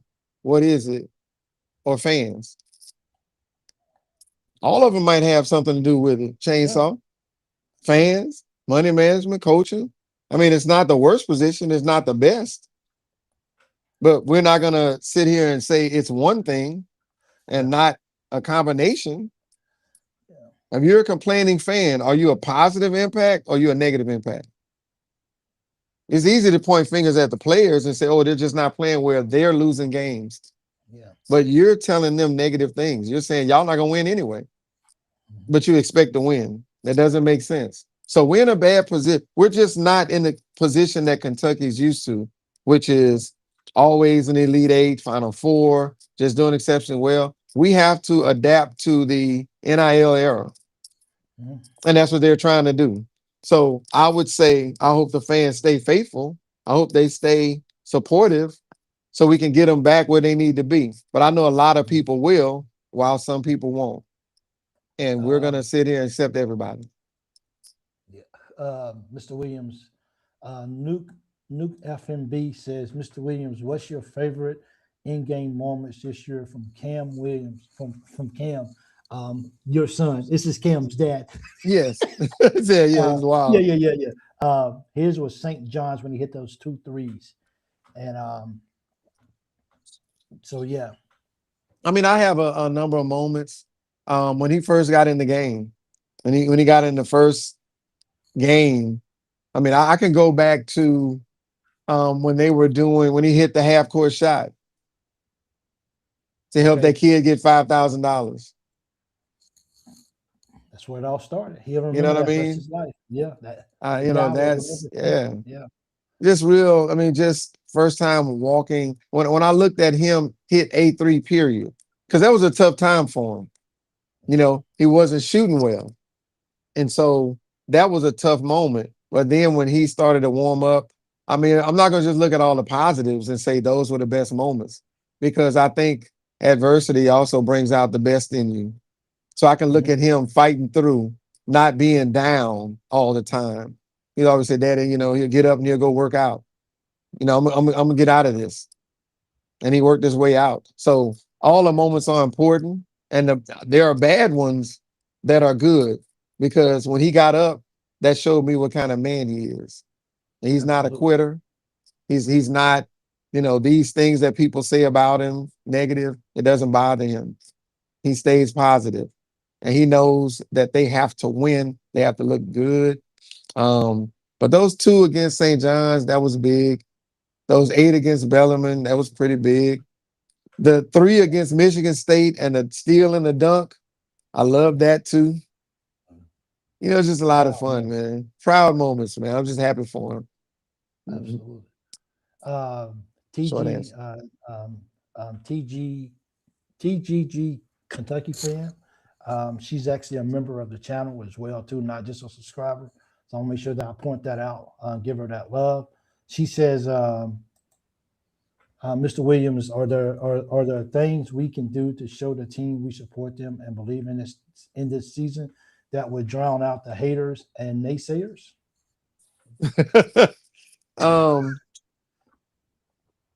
And really, it's just support. Like I said, when it's game time, come out and support, cheer for them. You know, when you come in, because, you know, think about it as a parent. If they don't play well, if they're going to lose a game, possibly, because Michigan was 37-3, so they lost. But instead of saying, oh my goodness, they've lost, so the season is over, just come on, guys. You didn't play well. Let's go to the next one. Who we got up next? It's next team up. So let's focus on them. Don't just bury them after a loss. Yeah, that's true. That's all I'm saying. Just support them. Yeah. I think I read where somebody said, look, I'm not saying anything negative. You know, I'm just asking questions. That's fine. I'm just giving answers. And we appreciate the questions as well, Chainsaw, as well. Like we said, this is a show. This is a show where we want people to come on, and we want people, you know, to be transparent about how they feeling, and you don't have to feel bad about how you feeling. You know, everything's done within the scope of being respectful to other people, and people have questions, and I want people to be able to feel free here at the Loyal BBN Fan Show to be able to, to come and be like, hey, and Mr. Williams is so kind to be able to be open to asking some of the hard questions, and not, as he told me, I'm okay with the smoke. Wait a minute now. Who is this now? Peanut Butter Posse. Mr. Williams, I noticed Cam gets extra spicy talking against LSU. Does he know some of the guys on LSU? The crazy part is a lot of these guys have been playing against each other on the circuit for years. And so they've watched each other grow.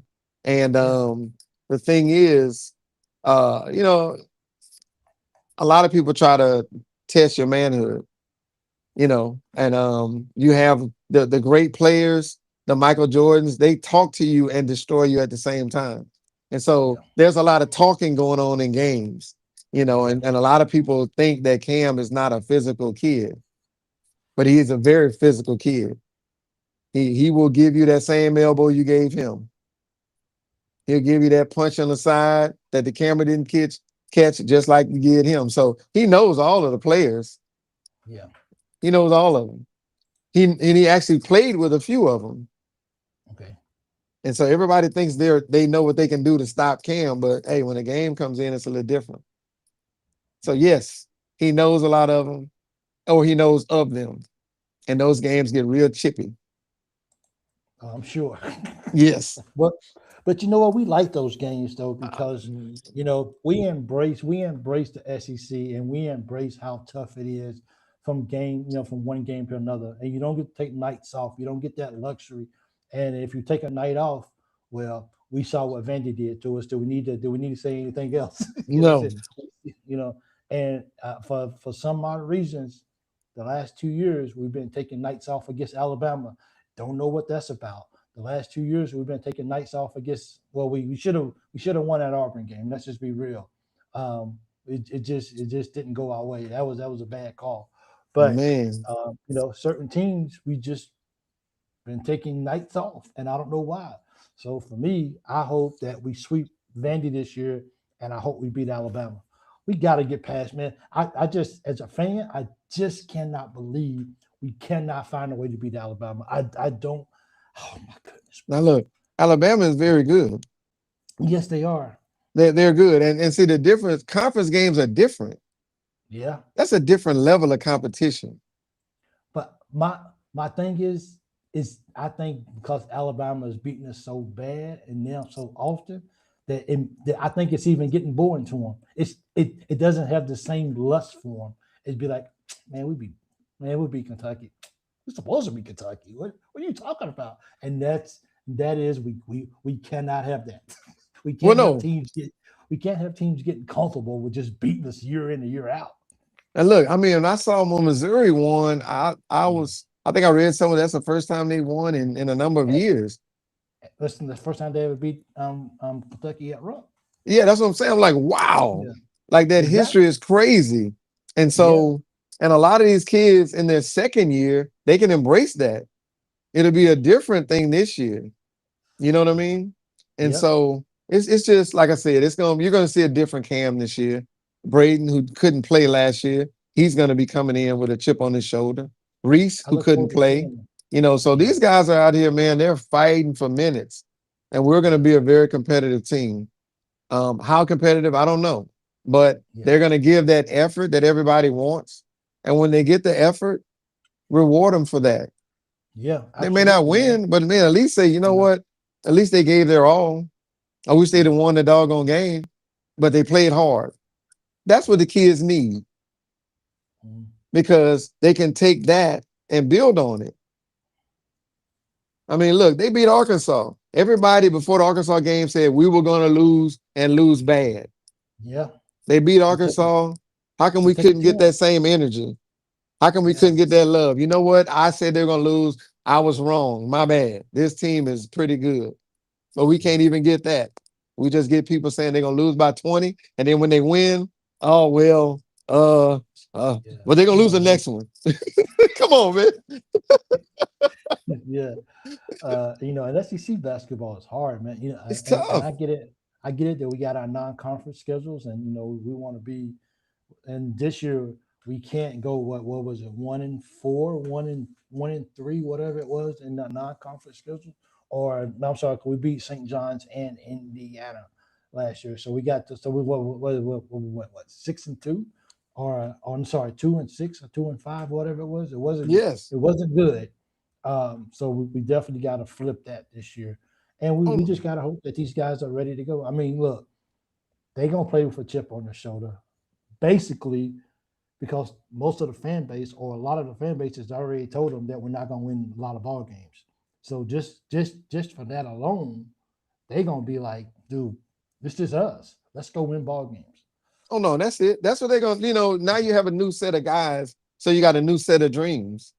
These guys haven't been, well, this is the thing. They just got here and they're being ridiculed. Yeah. Think about that. They just got here. They haven't even had a chance to do anything for Kentucky, and they're being put down. And so you have to tell them, don't go to social media and attempt to interact with fans, because they're gonna put you down. Yeah. Yep. You know, so is that a good thing to do? Can I'm trying. you hold on one second? I'm trying to get this comment. Uh-huh. Peanut threw up a. I wonder if you can clarify the validity of this statement right here.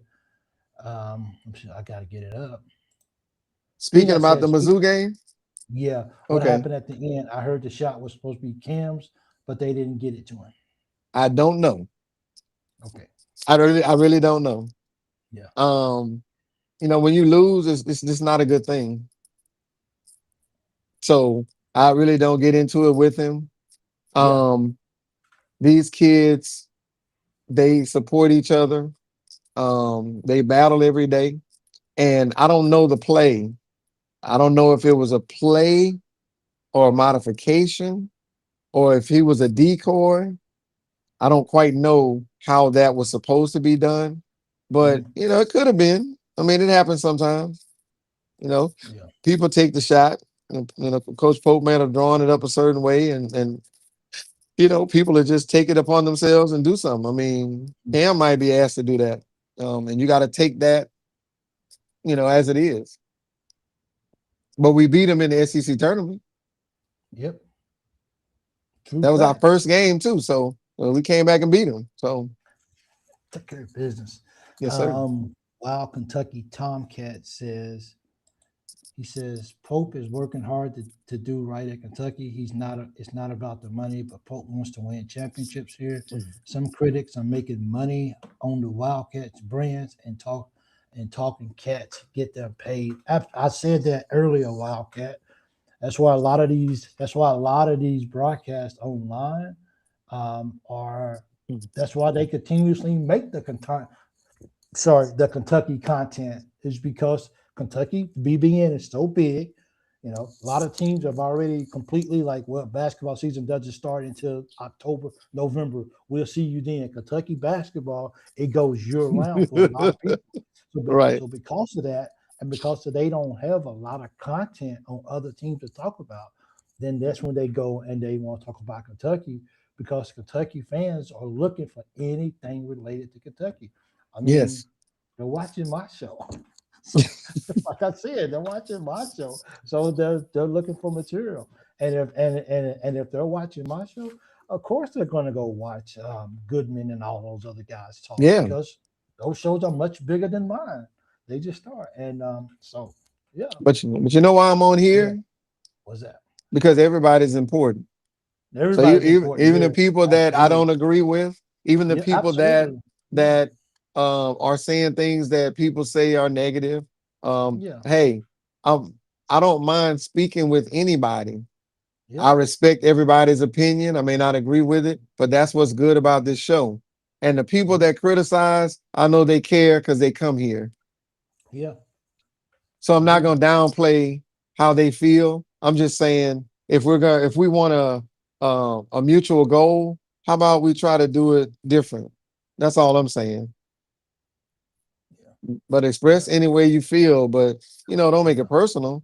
You know, if you think the team was played terrible, say that they played terrible. They look, you know, they just didn't look great today. You know, and say what you got to say. But then who's next? Hey, we got to get back up for blank. Absolutely. Yeah. Cam didn't play well. I hope he plays well the next game. And then when he does, hey Cam, good job. Okay. Has it been put out, or have you talked to Cam about are they going to be able to play anywhere overseas this year? And if so, do they? Is there a particular timeline that they may be looking at? Typically, well, they just passed a rule Yeah, that changed the formal rule. You know, you used to only play every 4 years they overseas. can play Now one. you can Yeah, go every year. every And year. so I've heard that they're going to go and have a foreign trip. And Okay. generally that is the 10 days in August. Okay. So they come together, they come back and work out after summer school, and they work out, practice, and then they go overseas for like 10 days. But it's generally 10 days in the beginning of August before school starts. Who But says I this don't know right here? where. Mhm. Yeah. Lori Eaton says the players need to visit Southeast Kentucky. We would treat the players like royalty. They definitely support BBN. Absolutely. Yeah. Oh yeah, I think they may have. I mean, was that where they may have had the tornadoes? Maybe. Is that where the tornadoes was at? Was Yeah. in because I was in Kuwait. I was in Kuwait then Okay. Yeah, when you in the big Kuwait. storm hit. Yeah. I was in Kuwait then. They went to 2 or 3 places. You know, everybody treats them well. I mean, just because people are critical, I'm not saying that they're mistreating them per se. All I'm saying is this is early in the game. This is next year. Can we be positive before there's any reason to be negative? You know, you may not like Absolutely. everybody that they've chosen, but they haven't played a game yet, made one turnover, missed one shot, and people are saying they may not win a game. I mean, good gracious. That's all I'm saying. Hey, thanks, Scott Barry. He said no, the floods. The floods was in that Okay. part of it. Okay, the Yeah. flood. So, and I thought they went there. I'm not quite sure, but I know I've seen Cam go to a number of places and with community service to help Yeah. people who were facing adversity. And Yeah, it helps those absolutely. kids to see how blessed they Oh, are, and yeah. how people are suffering. And basketball is an outlet for them. And so it is important that they give their effort to try to cheer those people up who are Mhm. going through some things. I mean, we know fans have lost spouses and they still come to events. They still participate in these podcasts.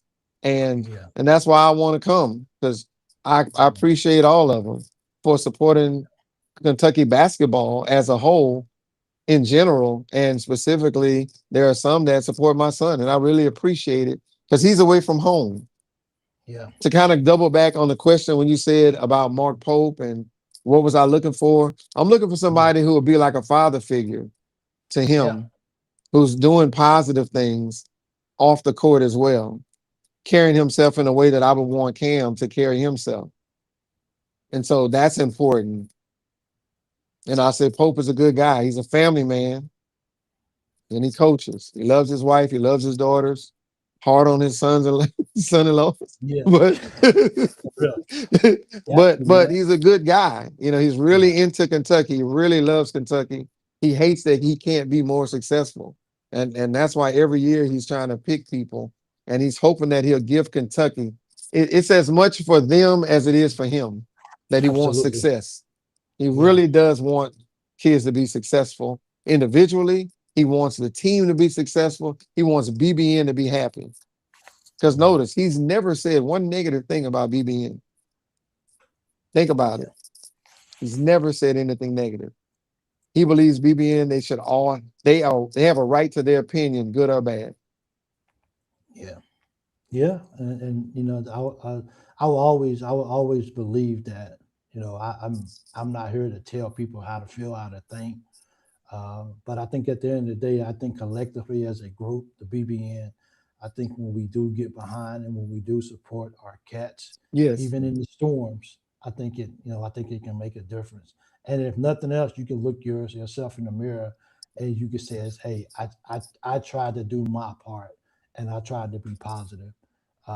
So not perfect, believe me, I'm not perfect, but I try to do my best for the cats, and that's by just being positive. Even if it's from a far distance, just want to be positive. That's for sure. for Yeah, sure. I mean, Cam can look at your podcast, man, and look at all that you got behind you. He knows you yeah, serious. He wants to make you proud. absolutely. And I would love for Kevin to make me proud. Right here, now. Yeah, right there, baby. Where's number Yeah, 9? We're gonna put it up that's there. number 9. Absolutely. So, well, we got any last second questions before we get out of here? Yeah. So we're about almost 3.5 hours in. Mm. Um, So my roommate, he keeps the house really cold. And before the show started, I actually had on a sweatshirt, but I was like, I think I'm okay. Man, I'm freezing because the AC is blowing right over my head. And I'm like, man, I'm freezing. I can't wait to step outside the door outside so I can warm up. No, absolutely. I can't wait because it's starting to get hot over here. Kevin, are you from you get there? How can we be happy and we don't have a 1-star player? We had every okay. There's a question right here from uh, how can we be happy and we don't have one star player that went off too soon? Sorry about that. I went off too soon. Right here, I'm gonna put that back up one more second. How can we be happy and we don't have one star player where we had every year a star? It's a new time. Yeah, no, I you mean, we didn't have don't. a star every year. You didn't have a star Pope's first year. Your star ended up being Oway, but you didn't have Yeah, a star. Oway averaged 6 points a game in Oklahoma. yeah, So you got to trust that the coach chose people that are just waiting on an opportunity. Oway was a 6 point per game player coming to Kentucky, and he blossomed into a star. So stop looking for the easy way out and saying, oh, this 5 star, he's going to be good. People break out. Let somebody break out and be the star that you're looking for. Because you didn't have a star when Oway in Pope's first year. You didn't. Then you brought in people that were stars in other places his second year, but they got injured. Stars develop. yeah. So Pope has a lot of coal. And what happens when you put coal under pressure? You get diamonds. Just be patient. A star is going to rise up. Yeah, and I like that, and I think that's one of those. I think that's another reason why I stay positive, especially for this team. I mean, look, people can say that Zoom wasn't all that great, and he can come to Kentucky. Maybe he can be outstanding. Wilkins is coming from a smaller school. Maybe he can come up to Kentucky and be a star. Here's the narrative, especially for outside fan bases. They can get someone who comes up to their level of a school, and now they got this great player. Right? Kentucky can get the same player, and now he just went to Kentucky. He ain't really all that great. Look at his Yeah. numbers. It's like okay, you it's like you got a lot of bias going on here. You can get a player that nobody knew about. Oh, well, Right? this player, he's great. And then Kentucky got him. Well, guess what? He ain't no good. And when you hear that enough as a fan, then you start, well, is he that good? I wonder if Yes. he, because so many people outside is saying, "Oh, well, he's garbage, bro. He ain't Right. no good. Look where he came from. He's a turnover machine. Oh, he does this right here." And before Right. you know it, you're thinking the same thing. But let them get it. Oh man, he's a baller, bro. He can ball out, bro. You can't have it both ways. Just because he goes to your school and now it makes him a better player than what he was if he goes to Kentucky. Come on, man, make it make sense to me. Yeah, it's a lot of people just being biased out there, Yeah. and that's what it comes down to. Now check this Yep. out. I'm gonna run through some things. Okay. Okay. 502 Gutter Crew, Mr. Williams. Do you think NIL has made college basketball better or worse? Kids are getting paid a lot of money. How is that worse? Yeah. That's good. They were making universities millions of dollars. Now they get a piece of it. It Billions. hasn't changed basketball. Everybody still Yeah. watches basketball. What has Yeah. changed basketball is the ability of player movement. Yeah. That's what's changed in a big way because they can go 5 years, they can play at 5 different schools and be rich. But the product is still good. That's what's important. Yeah. So now, remember D'Angelo asked, okay, so I don't know if that's Cal, E9, N6B. D'Angelo, we always had stars on the Cal, yet we ran him off. Cal was here 15 years. You won one championship with all those stars. Come on, man. It's hard. A lot of first round draft picks. Correct. A lot of first round draft picks. Yes. They wasn't winning champion. Yeah, they wasn't winning championships. Yeah. They won one. So it's real tough, even with stars. Who's gonna be the next AD? I don't know. We'll see.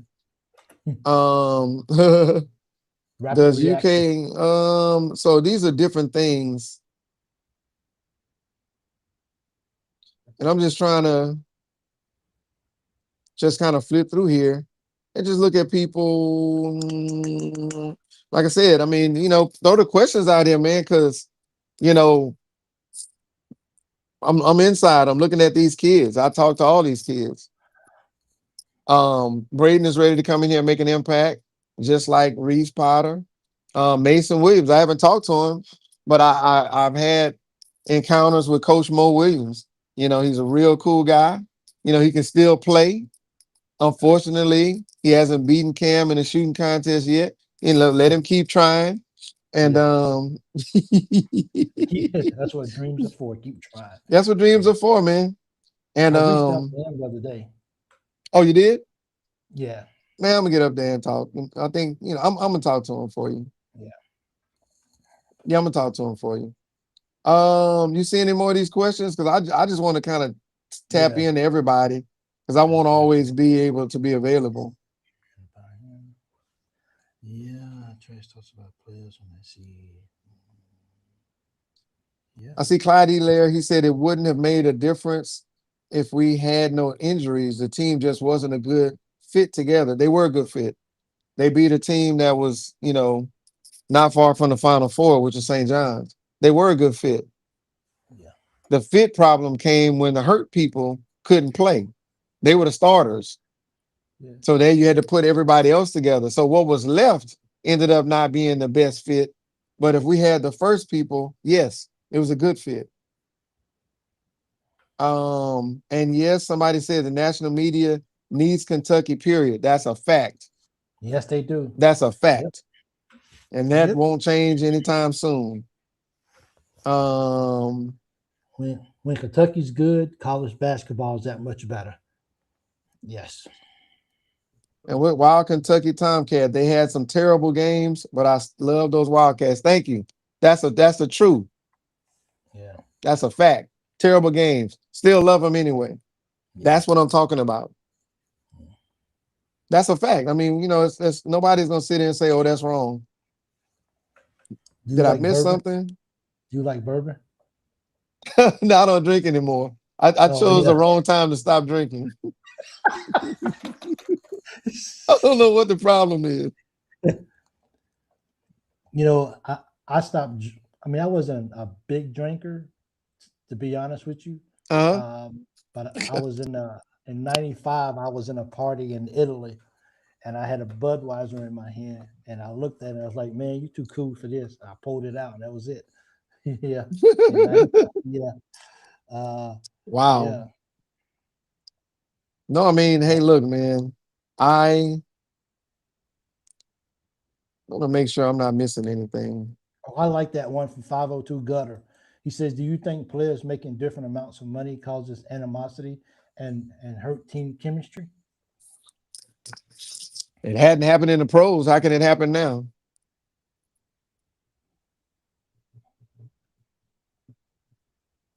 It hasn't happened now. How can it happen, you know, at any time?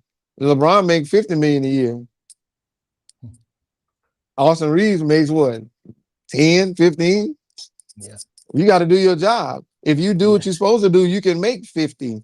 And so the numbers are always going to be different. It doesn't matter what the spectrum is. On every job, somebody makes more. You still do your job. So no, it doesn't affect anything at all. Because when they came to us to play, they talked to us about a figure and they talked to everybody else about a figure privately. So nobody knows what they make. I know what I made. Well, let me take that back. Those kids know exactly what everybody made, but it doesn't bother them. They don't care. Yeah. Because there's a reason why those figures are different. Yep, it is. But before I leave, or before the show is shut down, BBN, we love all of you.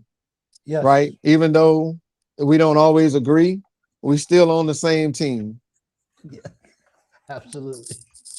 It is. So, hey guys, I appreciate Mr. Williams for jumping on tonight, answering some of the difficult questions. I appreciate that. That's less talking that I have to do. Right. Did y'all see Zoom treating Louisville's point guard like a child in a pickup game? No, I didn't see that. I think I just need to get like 4 computers, 2 TVs and go to different channels and watch everything. Because it's so much stuff out there, man. It is. But hey, guys, thank you guys for joining in, watching the show tonight. Another big success. I'm glad we was able to go further tonight. 120 likes by Skill Dragon. Thank you so much. I appreciate you for keeping up with that. He's definitely a new moderator. So if you guys have any issues with the show, don't contact me, contact him. Because he's the guy, not me. Oh my goodness. If you have issues with the numbers, he knows the numbers I don't. So Right. please go do that. Hey guys, but until next Thursday, with the next call-in show, please take care. Don't forget about the Monday night show and the Wednesday night show. We always appreciate you guys coming out and supporting it. If you guys stick around for 3.5 hours, it means a lot. We'll play the go out song and then we'll close out the show. One moment.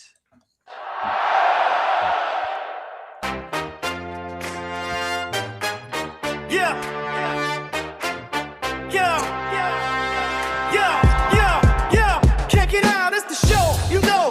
Crowd tightened up as we let the flow go. No fake hype, just real BBN talk. It's the loyal BBN fan show. Stand tall. First time you watch, you're a guest in the zone. Second time around, you're your family or home. So raise your hands, let's make it loud. BBN fans strong, we're here, we're proud.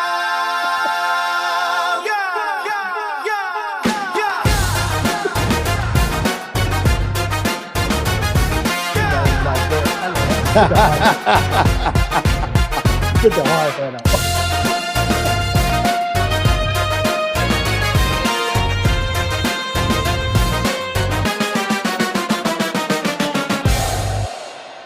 Love you guys. Appreciate you guys for being with us, man. Always a good time. And Mr. Williams, it's always a pleasure to have you on. Thank you. Until next time, next Thursday night, we'll be back here again. I think I'll be in country. I got to get an exit visa so I can leave the country. Okay. But if I don't get it, then we'll we'll definitely be back here next Thursday. But until next time, go Cats. You guys see you the next Thursday night later. Go Cats. Go Cats.